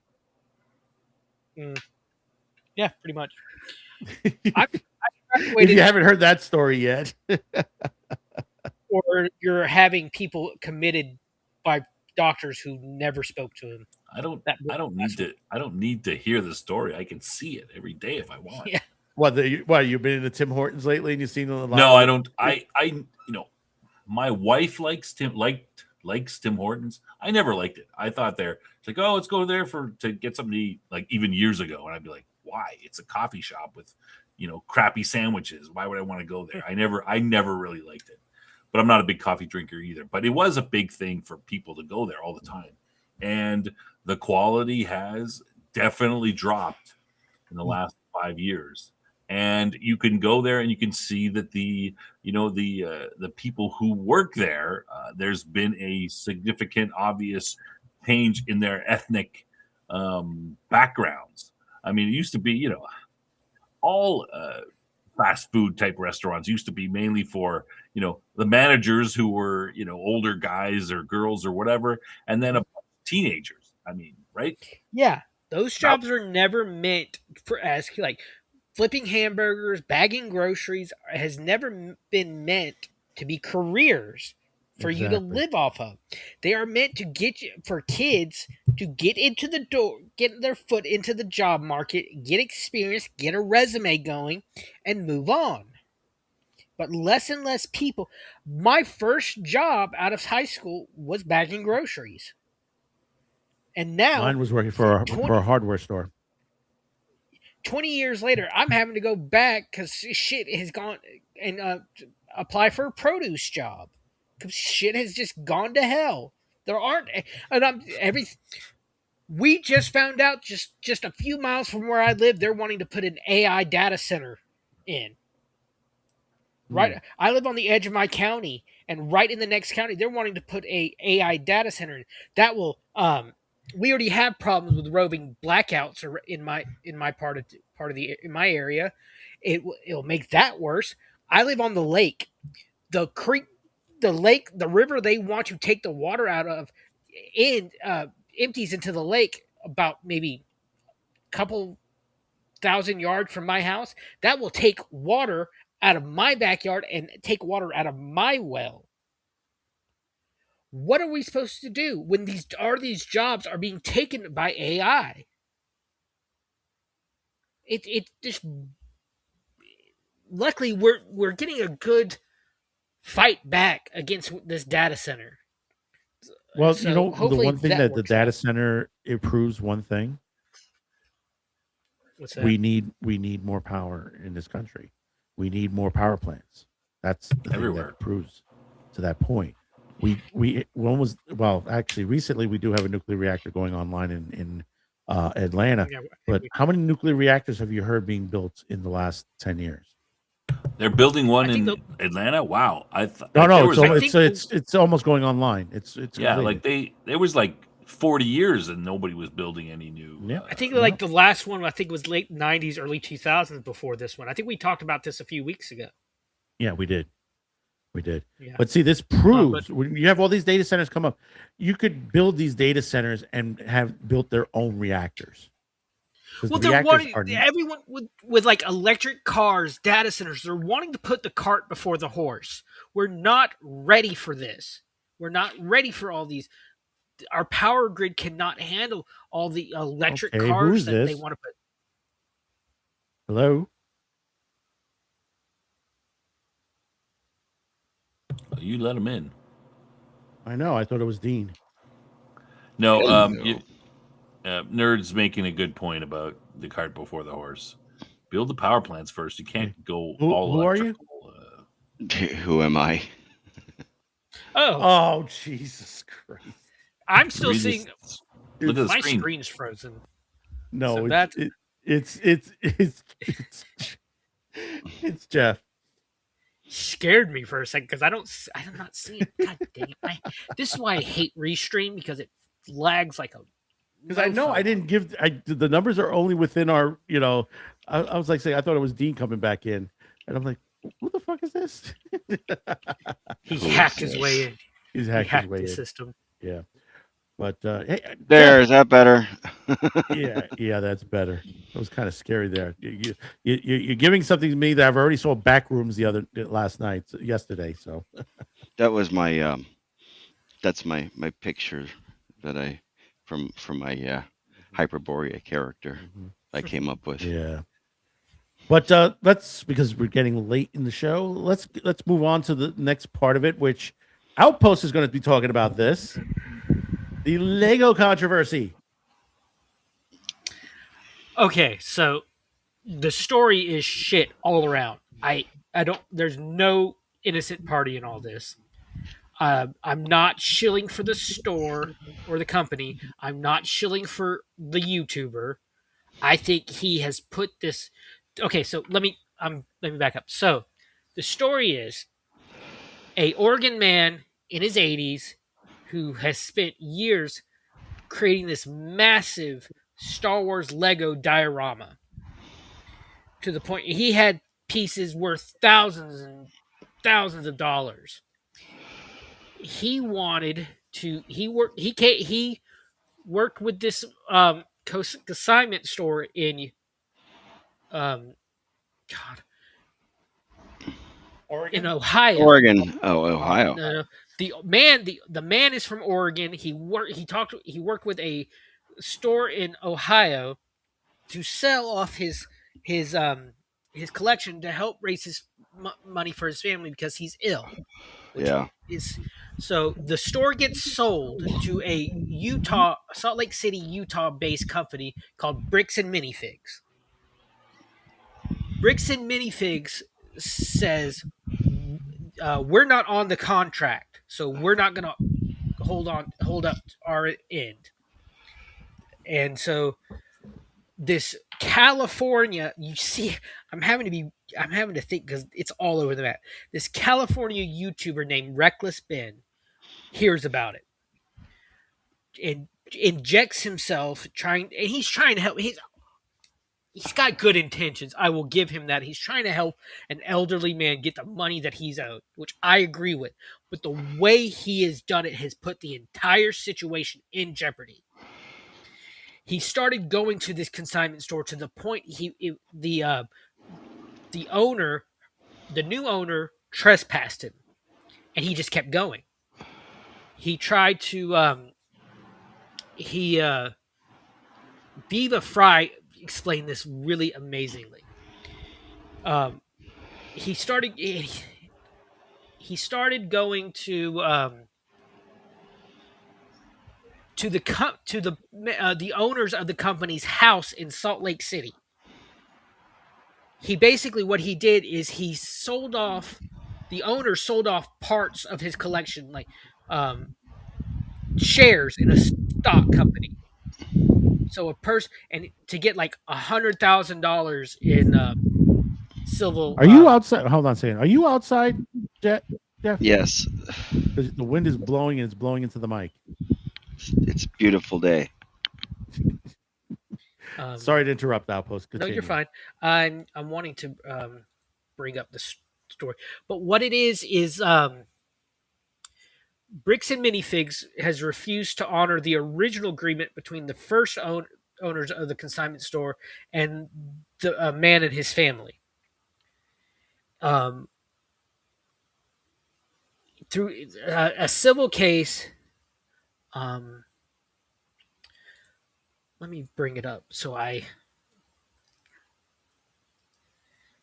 Give me a second. Well, I know some of it. They were already paid. They already had paid the Oregon man some of it, but not all of it already because they already sold. And this was, I think, when the woman was running the store. Mm-hmm. And from what I understand, that this was a franchise store, and that the franchise was sold to another franchisee. No, it was sold to another company. That's one of the things Viva got wrong. Oh, okay, because Bricks I'm and hearing Minifigs. that was always called Bricks and Milfigs, but it was owned under a franchise owner, which is the woman on there. And then You're right, she got you're out right, because you're she owed $180,000. She went to $180,000 in You debt. are right. My mistake. You are right in that. He posted 80. He was an 83-year-old Oregon man named Brian Mansell. In court filing, Bricks and Minifigs alleges the collection was lost while the Oregon store was owned by Crystal Law. Law may have sold the collection without payment to Mansell, the company said. And the company said, we are completely willing to sit down and figure out a fair, reality-based way to ensure this grandfather is made whole. I'm reading the article, by the way. Yeah.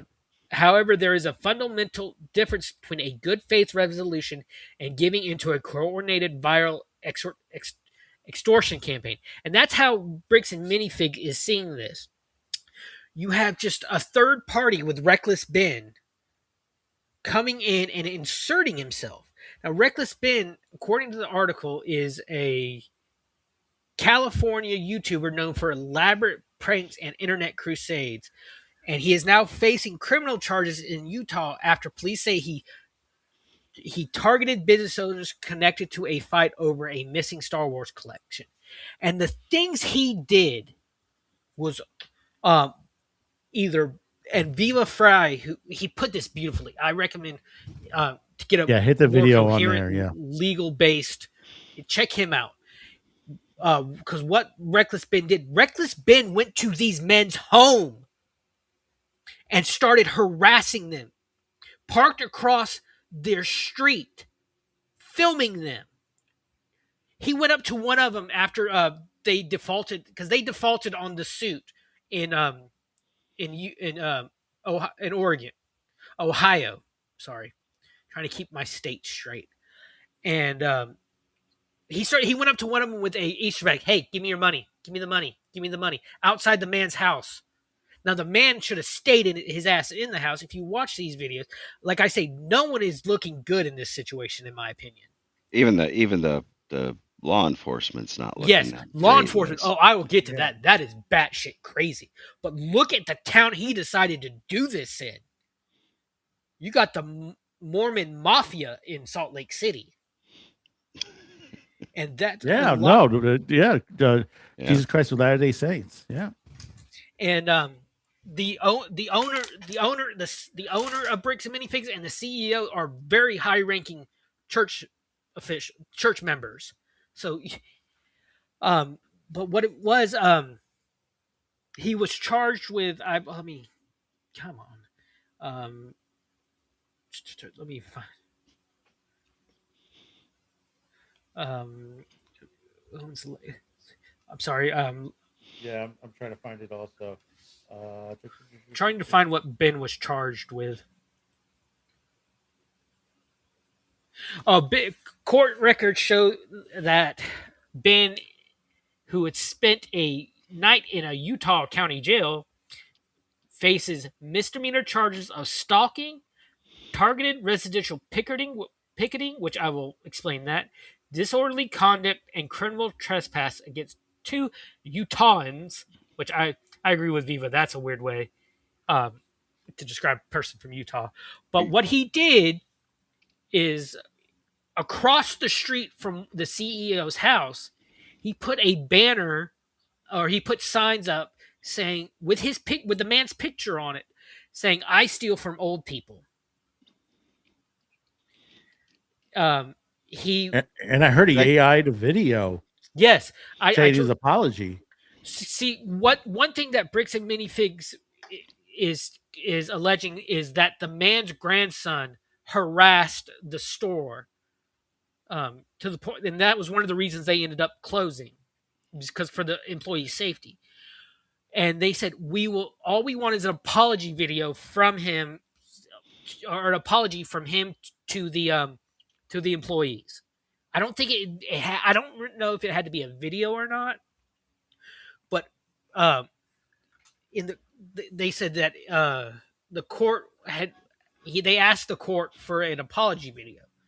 What Ben did, created an AI video of him apologizing, of the man apologizing, and then because he believed that it would not be admissible in court if it was AI. That was just to hold on for one moment. Planet X87. It's basically someone put up a consignment of Legos to a store, and basically store changed hands. The store changed hands, and basically, they haven't been paid, and it's just from there on, it has become one of the most craziest stories. The new owners are claiming, this is what I disagree with the owner. They're claiming that we're not under that contract that you signed with the previous owners. But I've talked to lawyers, I've talked to businessmen, friends of mine. They say when you buy a business, you take on the debt, you take on the contracts, you take on everything that has to do with that business. So this is where I disagree with Bricks and Minifigs. They owed the money, but also that's pretty obvious. You assume in their all contract, the responsibility. In their contract, franchise contract, it says they don't take consignment. Yeah, and because they claim that the previous owners, never had any right to take on consignments. Well, then they should have returned the thing to the that's the owner. rub right there, Snob. They don't know where these Legos are. They think that the previous owners sold a majority, if not all, of these Legos and never paid them. They paid the family. Well, here's the thing. There's video footage, which I saw last night. Mm-hmm. I guess I guess they had a Ring camera, and it showed all the Lego stuff. It was all sitting there while she was talking with the new owners, and it's like the inventory was there. I don't know if it was everything, but it was a good chunk of it was there, and later on there was some photos. It ended up on the shelves at later on. Yeah, when they took over. I think the only innocent party in this is the old man and his family. Now, what Ben did, one thing he did, he tried to take it to court. The court said, no, you need to try to work it out on your own through an act of good faith. Well, that to me screams mediation, not going up and harassing people at their homes. Mm-hmm.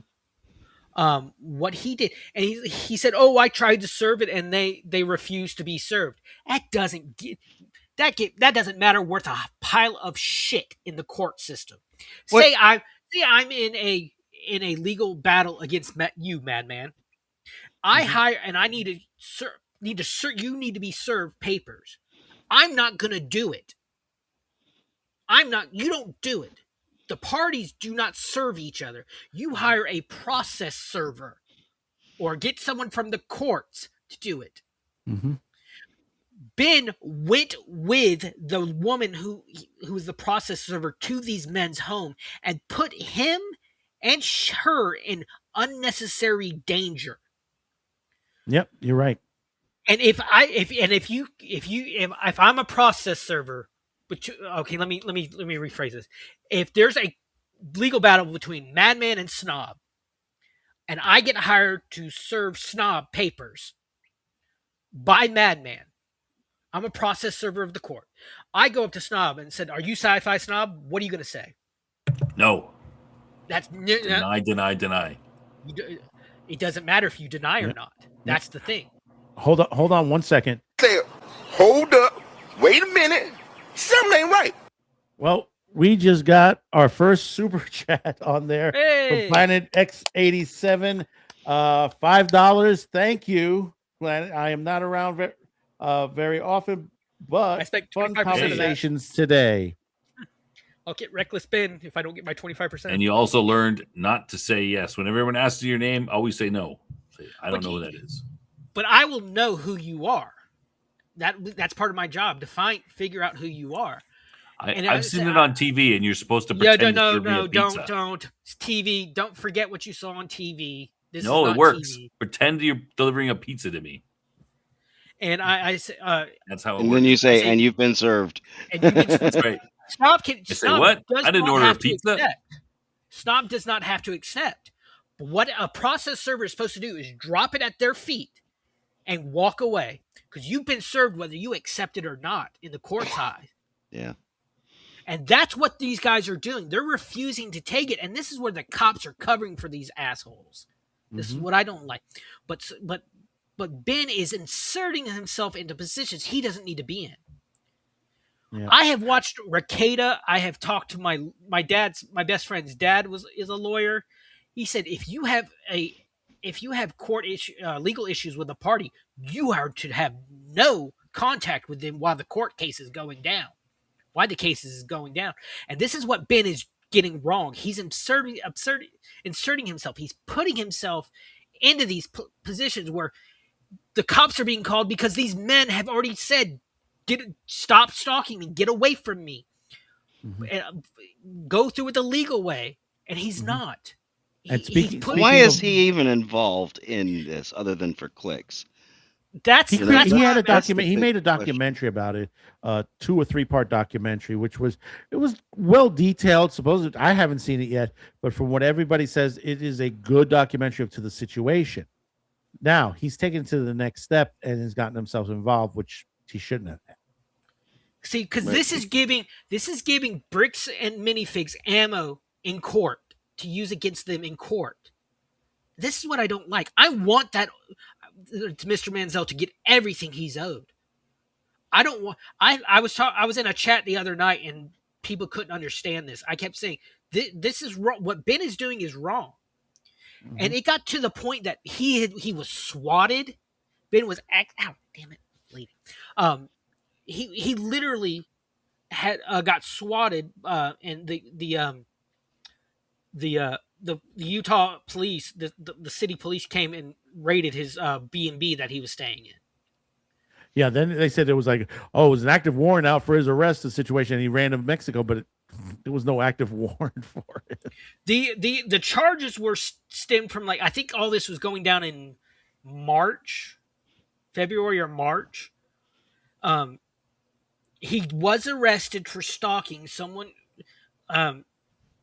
So, in this video we watched in the stream that I was in chat on, that someone said he had cocaine. No, it was. I had heard it was. They said he had heroin. Heroin, yes, but none was found. None Yeah. was found. That was what the very quiet spokesperson for that Utah Police Department that you could barely hear said. yeah. Oh my The God. whole situation is crazy.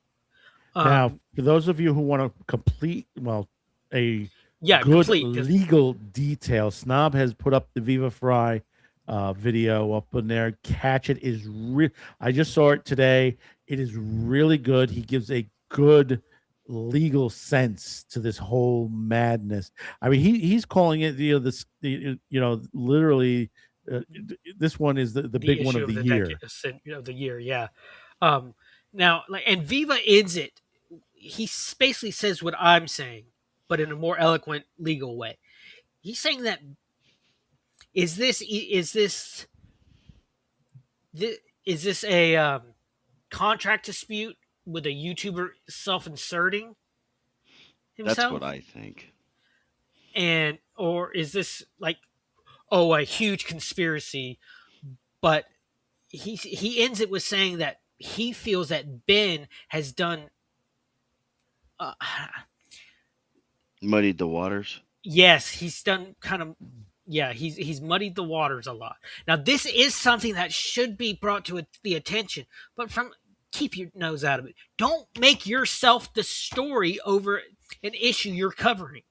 Right. And that's exactly what Ben has done. He's doing it for clicks. No, of course he is. Of course he is. I mean, I think I know. I've never. I love Legos. I can understand. I've lost every collection I've ever had due to Hurricane Michael, so I know what it's like to lose your collection. But Ben. Hey, Dave. Dave. I know he's never. I'd like to sit down and talk to him and ask him about this kind of stuff.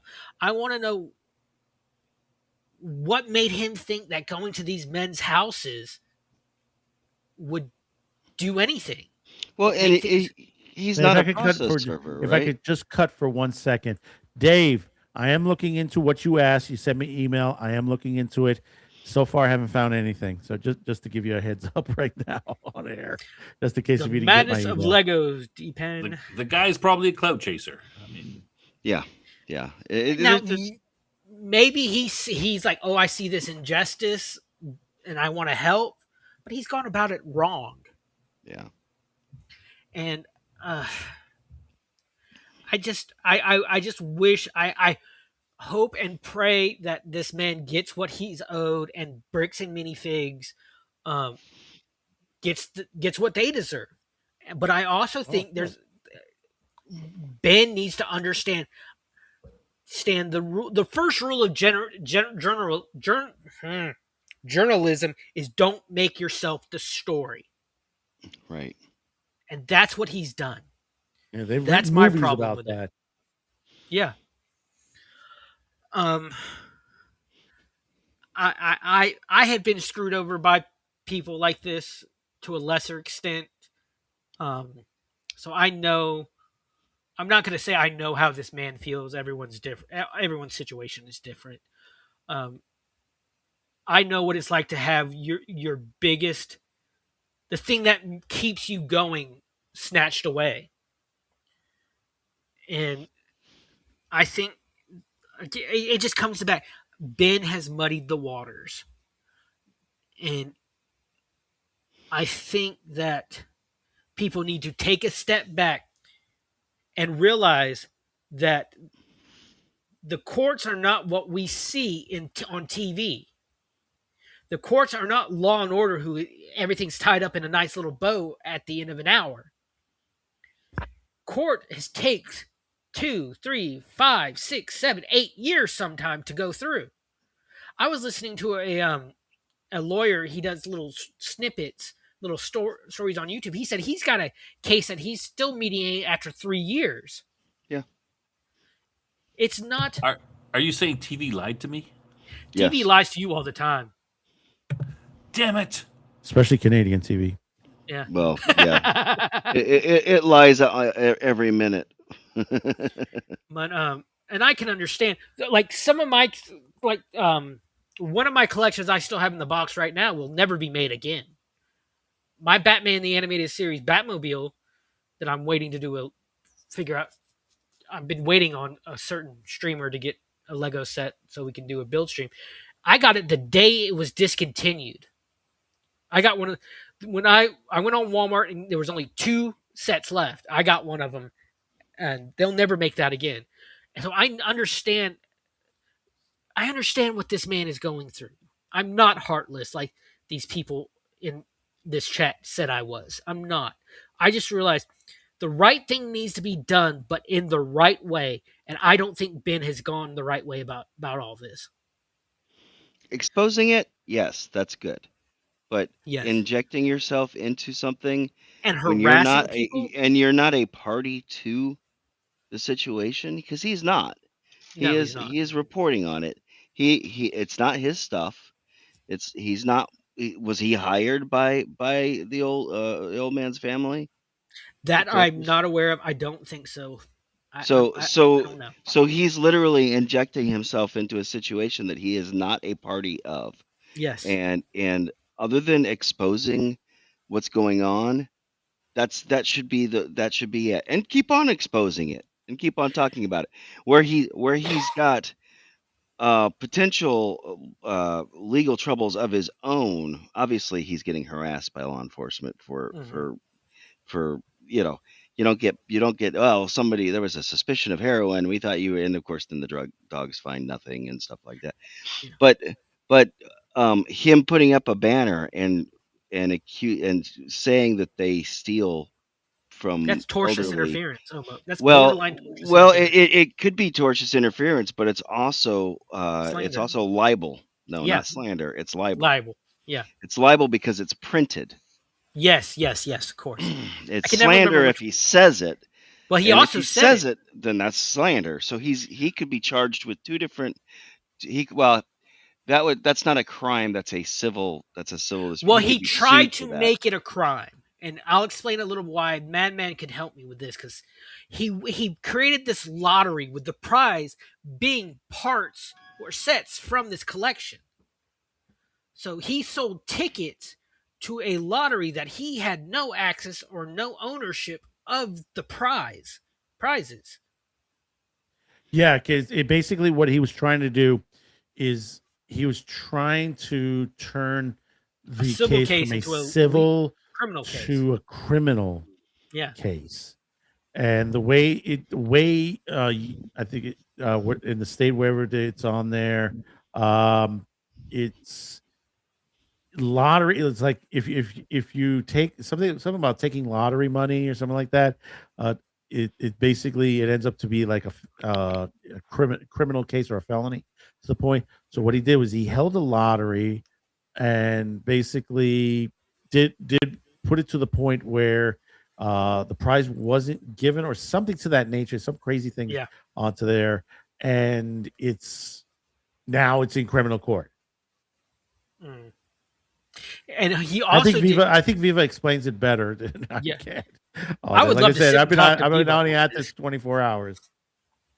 And one thing he did, he created a business, and he took Yeah, the falsified a business he company. falsified a business and took the Bricks and Minifigs logo, went to the store location and started selling stuff, which Viva says borderlines on IP infringement. Yeah.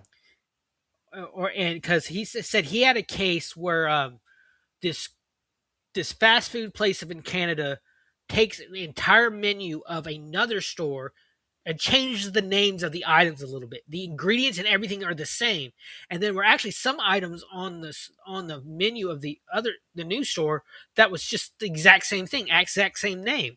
So he won that case, and basically they confiscated everything from the newer store for the older store. And it's a whole mess that I think Ben is just making worse. And I'm sure his heart's in the right place. I always try to think the best of people that people want to help, but you got to realize the courts are so anal retentive. And backed up. And the thing with courts, the way courts work are usually about 10, 15, 20 years behind of what actually is going on in the world. Yeah, exactly. Like, especially their laws on AI are still about 10, 15 years behind of what's going on. Oh no, we're still on what is it on movies on VHS and Blu-ray and the legalities on that still. Like, and I remember the internet. There was a popular video of when everything was on Zoom. This lawyer comes into the digital court and his face is a cat because his kids were playing with the filters on Zoom. And he's like, "I'm sorry, Your Honor. I am not a cat. I just can't figure. This is a filter." And it was. If you ever watch Ricada, he's got the painting of someone painted the cat for him, and he's got it Yes. hanging up behind. Yeah, I've seen that in the behind him. background. But it's just it. I'm hoping Ricada talks about this. I'd love to hear his views on it. I think he already did a stream on that. Maybe that was last night and I didn't watch it because I was tired. But the whole thing is just a shitstorm being fueled by this California prick, in my opinion. He's skirting the legal aspects of this, if not jumping over the law, like breaking the law in some ways. Yeah. And that's what Viva says. Viva says he's skirting it, or in some ways might be actually breaking the law. But like I said, there's no one coming out of this smelling like a bed of roses. No, nobody. Not at this time. Just want to say, Dean sends his apologies for jumping out. He had a bit of a emergency. Everything is fine. He says, "Come on over at 6 p.m. We're going to be on live at 6." Yes. So, in fact, let me put that up right now. They're doing, what are they doing? Page crafting today. So I have one the thing. link. Go ahead. Yeah, go ahead. So, one thing before we get off this, I want to say I've tried. I remember one time I went and took like 20 VHS tapes to this little CD, little movie shop in my town, and I had a bunch of classic Disney's, Universal movies. I had like maybe 20 of them, and you know how much they wanted to give me? $5. Yeah, that's about it. And It depends on the package. It depends on the packaging and depends if it's sealed. And I understand that. And I hope the Oregon man, or Mr. Manziel, understood that when he co-signed his sets. I remember I just looked at the guy. So consignment, the way consignment works is not the same way as you selling stuff to a That's to true. a pawn That's shop. true. Consignment, and we've seen this with comic and tabletop stuff with diamond distributors. Consignment means you're putting your stuff up for sale. The middleman. The vendor gets a cut. They store it, and they get a cut of it, right? They get a commission on it, but it's still your property. They're the middleman. They're the middleman. They're a middleman, yeah. Whereas if you take something and you pawn it, you're selling it, or you're not pawn it. You're right. Just get money for it. But you sell it, then you no longer have ownership of it. But yeah, consignment, because I ran a consignment store back in Florida. We had a little baby resale shop, reselling clothing and stuff like that. My sister and my wife ran it, and my mom. That I just handled the business side of it. But when people would consign stuff, that would mean that we would take a 10% or whatever it was. Yeah. And then the other person would get the rest of the balance of money's owed. My thing So is, now, what I was trying to get at, I understand being lowballed. So I understand how that man kind of must feel to a much lesser extent. I'm not gonna, like I said, I'm not gonna pretend I know what that man and his family's going through. That's horrible what Bricks and Minifigs are putting him through. Oh yeah. I mean, he and the man doesn't even know it. His son has kept it quiet from him. Yes, because from what I understand, he's not. He's dying. He's got like Alzheimer's or something that he's not. I wouldn't doubt it. I mean, you said he's in his 80s. It's possible that he's suffering from dementia, or if he's hospitalized, he may be in and out of it. He could be on medications that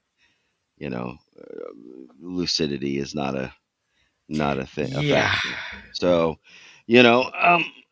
but yeah, I mean, ultimately the guy deserves his stuff, but this guy needs to just butt out. I'm surprised the court hasn't stepped in yet and done an order to that effect yet, because they should be able to do that. I think the legal issues Ben is facing now are separate from the original. Have become separate from the Bricks and Minifigs issues. Yeah. Plus, where's the jurisdiction? Yeah, is it Ohio? Is it Utah? is it Oregon?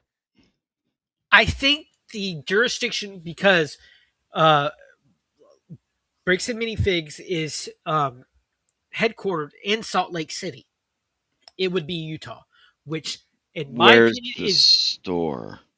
the store is Ohio. in Ohio. That's where the original contract. That's because that's what that is. That's what that is. A consignment is a contract. Yes. So, Yep. so Ohio law would probably be the one that applies. But now I think it's grown beyond that because it's moved beyond just the store versus the family. It's now the company versus the family. And I think the worst possible place to bring a lawsuit like this against a Mormon-owned company, you could not pick a worse place than Salt Lake City. Oh wow. Exactly. You I think mean, yeah. you think Scientology are nightmare? Woo! The Mormons are just even bigger. I've known many Mormons. They're very nice people. They respect. Me too. My best friends in high school was he and his sister were in band with me. Their mother was one of the most awesome ladies I knew in my high school time. Because we called all us band kids. We called everyone's mama's mama. It's hey Mama Smith or Mama Jones. Hey, how you doing, Mama? It was just a thing we did, and I just but. I've seen how I used to watch that Leah Remini Scientology and the Aftermath show. That her and the guy who used to be like third in command of Scientology before he left. He sadly passed away since then. They were exposing Scientology, but in the later episodes, they did Mormons, Jehovah's Witnesses. They did all of them. Yep. And it's very.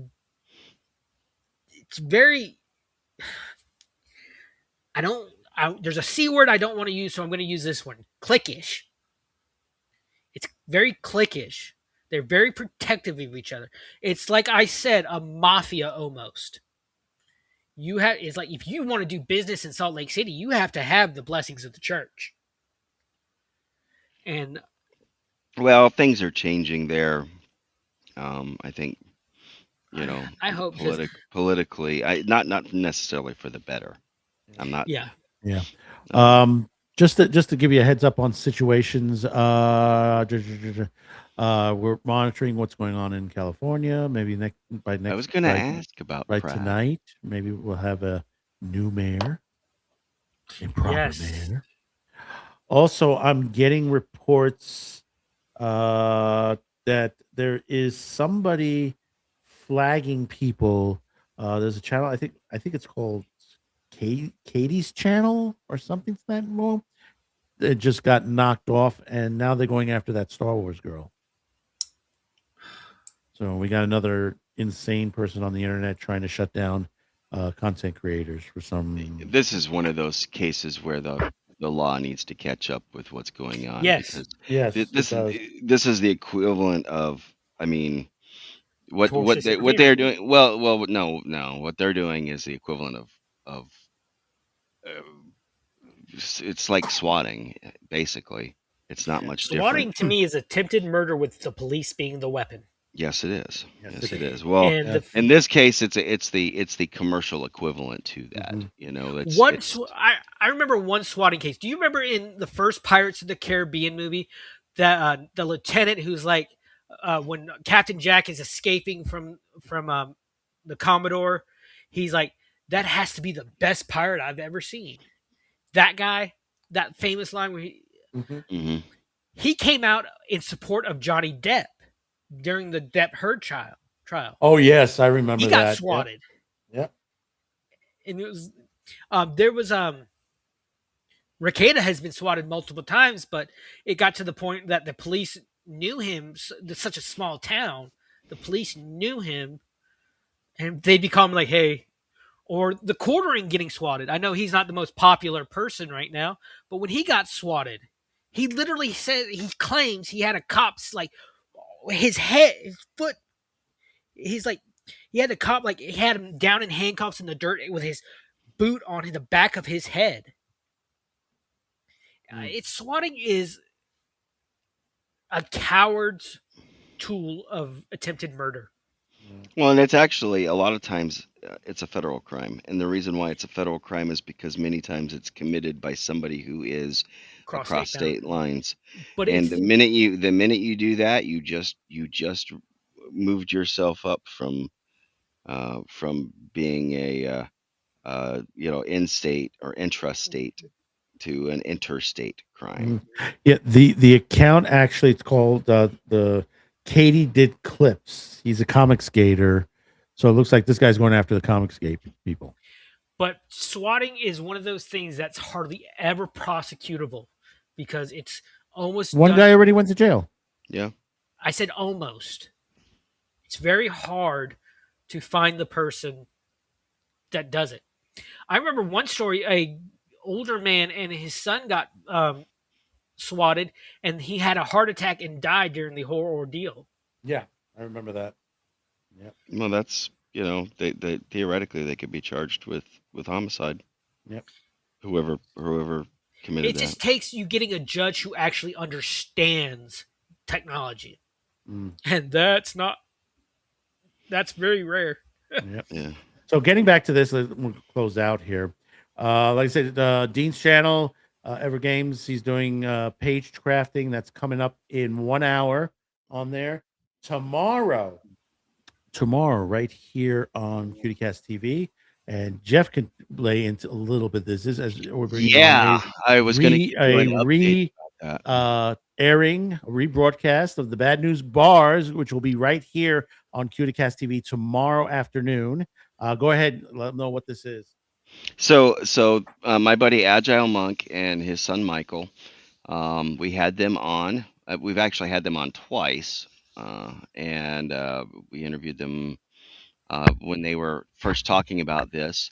This is Zendria and Consortiums. They're actually two different books, and Consortiums covers how to go about creating groups and secret cults and organizations and stuff like that. If for those that are familiar with like Forgotten Realms, there's like a lot of different groups, that are like that. The Harpers, for example. How would you create an organization like that, or to like a real world thing, something like the Masons or the Knights of Columbus, those type of groups. But thieves guilds and other things, and I'm not trying to make associations with any of those. I'm just saying that in general, any kind of organization, whether it's a civic organization or a underworld type organization or a cultish type of thing, any type of group, that's what Consortiums is. And then Zendria is a setting that's a well fleshed out, very detailed. I've seen a lot of the material already. Can't talk about most of it, but everything I've seen this is top notch stuff. And Agile and Michael and their whole team of folks that are working on this really deserve it. I had it pulled up here and then I lost it. I do have the Kickstarter in the description for tomorrow. It's do in you? there. Okay. Yeah. In Tomorrow, fact, so they are, I believe, gone over to it right now. It's already up in the system, so you're able to hit the notifications for this. It's an interesting. I watched it while I was editing it. It's very interesting. It's very detailed. So, and it looks like it's a lot of fun. Yeah, and currently it's the goal is 32,000, and currently it is sitting at 23 and a half. Nice. 46. So it still has 22 days to go. But if you are into tabletop, it is system neutral. However, they are going to be including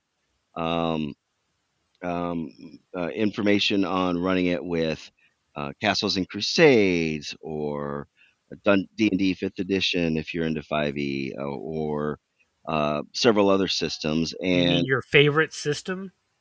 what my favorite system. CNC is my favorite system. 5E. I was making Oh. a joke because I know you're not a Oh. fan of 5E. I've been urging him. I said, dude, you really should do, Shadow Dark, as well. But honestly, if I think they're gonna do three or four that they've already committed to, and it's possible that additional ones.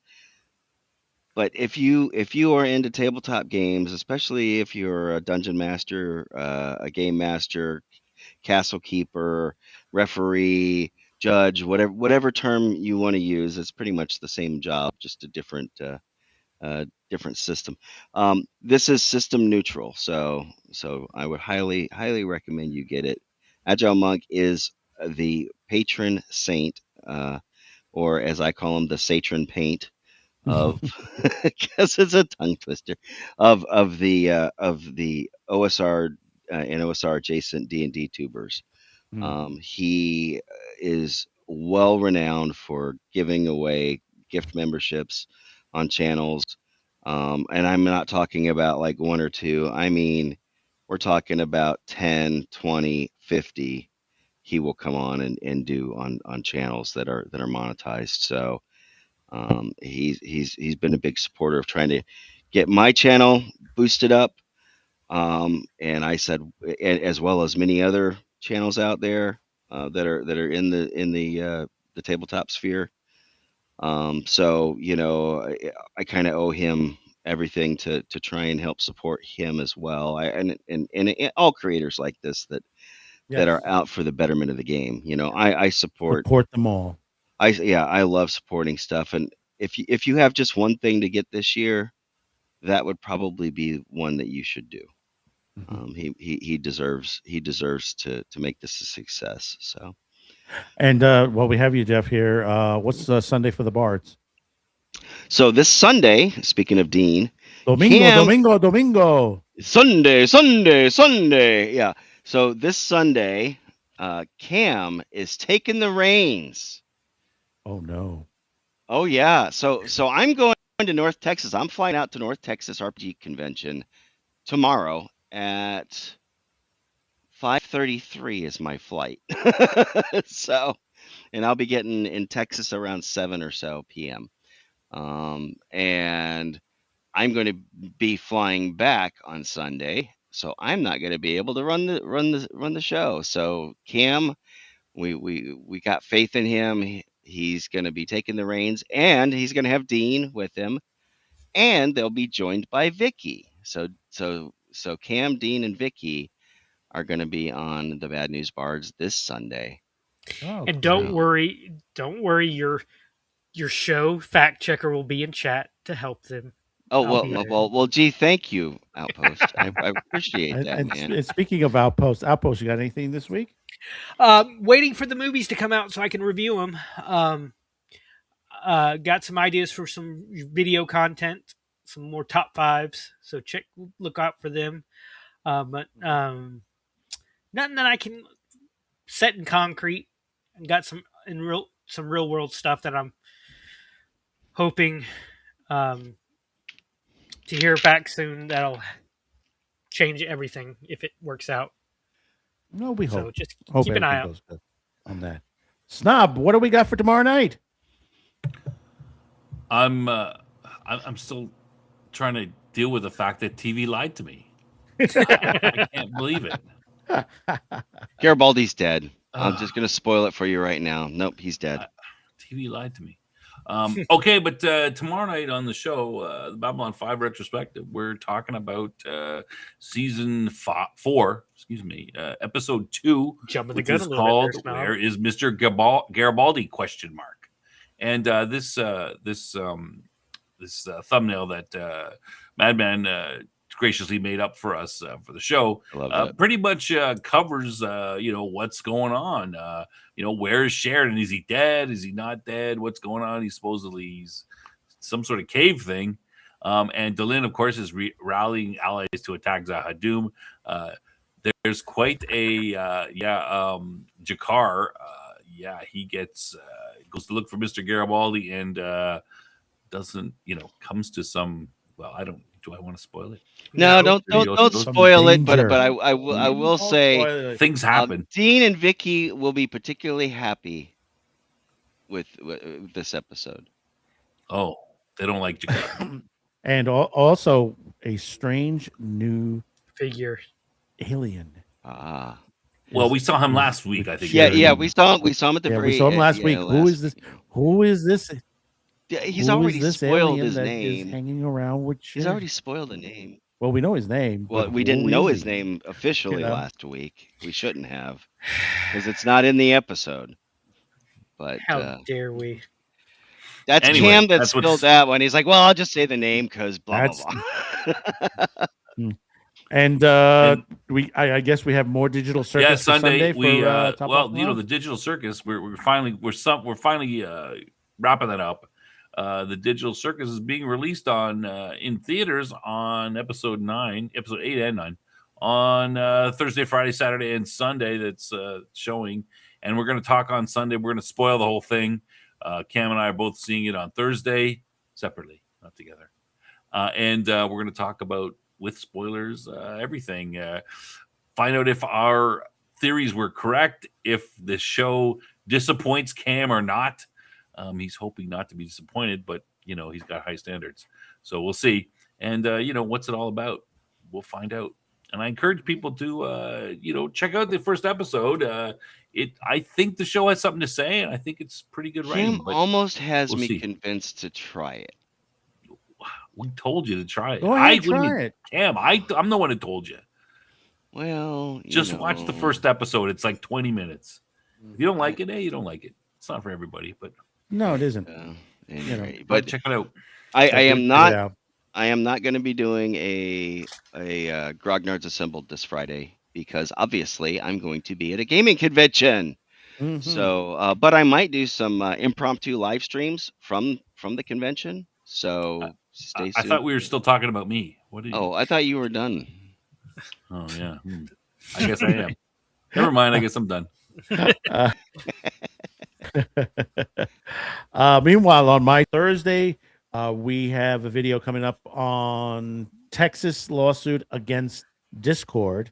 It's popped up again. This time they're using the child safety lawsuit against Discord, trying to force them, to say, "Oh, you got bad people there." Well, what was that bank robber said? Willie Sutton, the bank robber, he says, "I go wherever the money is." In the case of the real predators out there, they're going to go where the kids are. Can't blame a lot of these, streaming sites and social media accounts because there are a lot of bad actors out there, and especially if you want to censor the internet. To that point. Friday, Another say it C word I isn't don't so. What was that? What was that? Another C word I don't like. Censor. Yeah. Friday, say it isn't so, but it looks like with the Paramount Plus and Cartoon Network and Nickelodeon might merge. I got a video on that on Friday. On that. Wow! So that- Whoa! That's gonna be interesting. That's going to be very interesting in itself. What is that? Cam takes the reign. Check the band. Okay, there we go. All listed there for you for everybody. Also, don't forget, T-shirt line is out. Merch. Stay promo code Stay Mad for 10% off on there. Also, starting next week, we got some good stuff starting next week on there. Hang on, lost it. There we go. Man with the Show Summer Edition begins. That's right. We always bring it this. We've done this a couple of times last couple of years where we have our normal videos and then we have a couple of extra special videos. And I got a couple of things that may involve some of our members here of the panelists on there. That's showed off my bikini body. Woo! Yes, You're looking good there in that picture there, Outpost. That ain't me. That ain't him. Talking about. I'm giving you a hard time, man. Just wait. Yeah. You'll be Said your jealous of my your bikini body. Bikini body, yes. You'll be And jealous. then next Tuesday, tune in because we got a special guest, RJ Carter, editor from Critical Blast, will be joining us here live Awesome. He's putting out the graphic novel from the Remo Williams series, The Destroyer. If you remember Remo Williams, The Adventure Begins, the movie on there, it was originally came Fred from Ward. Fred Ward. Great. for Fred Ward. It was originally a novel series called The Destroyer. They are adapting it into a graphic novel. I've already seen some of the panels. It looks fantastic. You can see from the front cover on this, it looks great. They are beginning with The Day Remo Died. Is going to be the first one out on there. So he's going to be coming in, talking about it, on everything that's going to be adapted to this series on there. That's 3 p.m. Eastern, 2 Central, live Tuesday, June 9th. It'll be both on YouTube and on Rumble. You'll be able to interact with him, Q&A and everything. So check it out. We hope you're here. This is a big thing for us on there. Thank you, Jason, also for helping us on getting this guest for us on there. So, and also Sci-Fi for Me TV. I think they're going to be back Friday. I think, because I know he's away. I thought he was gone for 2 weeks. Is it 2 weeks he's going to be away? I thought it was 2 weeks. He might said do a show something in Friday between. 1001, I think. But that might. I thought it was the following Friday, but yeah, well, we'll have to never know. find out. Either way, check out all the stuff. Episode 1000, I think, is still the most recent one up there. So I went ahead and dropped the link to his channel too. He's kind of the glue that binds us all together, isn't he? Yes, he is. He's the duct tape. He's the duct tape. No, gaffer's tape. Yeah. Gaffer's tape beats duct tape. Yeah. Oh boy. So until next time, stay curious, stay informed, and most of all, stay mad. We'll see you next week live with RJ Carter. Bye-bye now. Laters. See ya. Hey everyone! Thank you so much for hanging out with us today. We truly appreciate every single one of you. Don't forget to check out our official merch shop and our amazing affiliate partners. Until next time, mwah!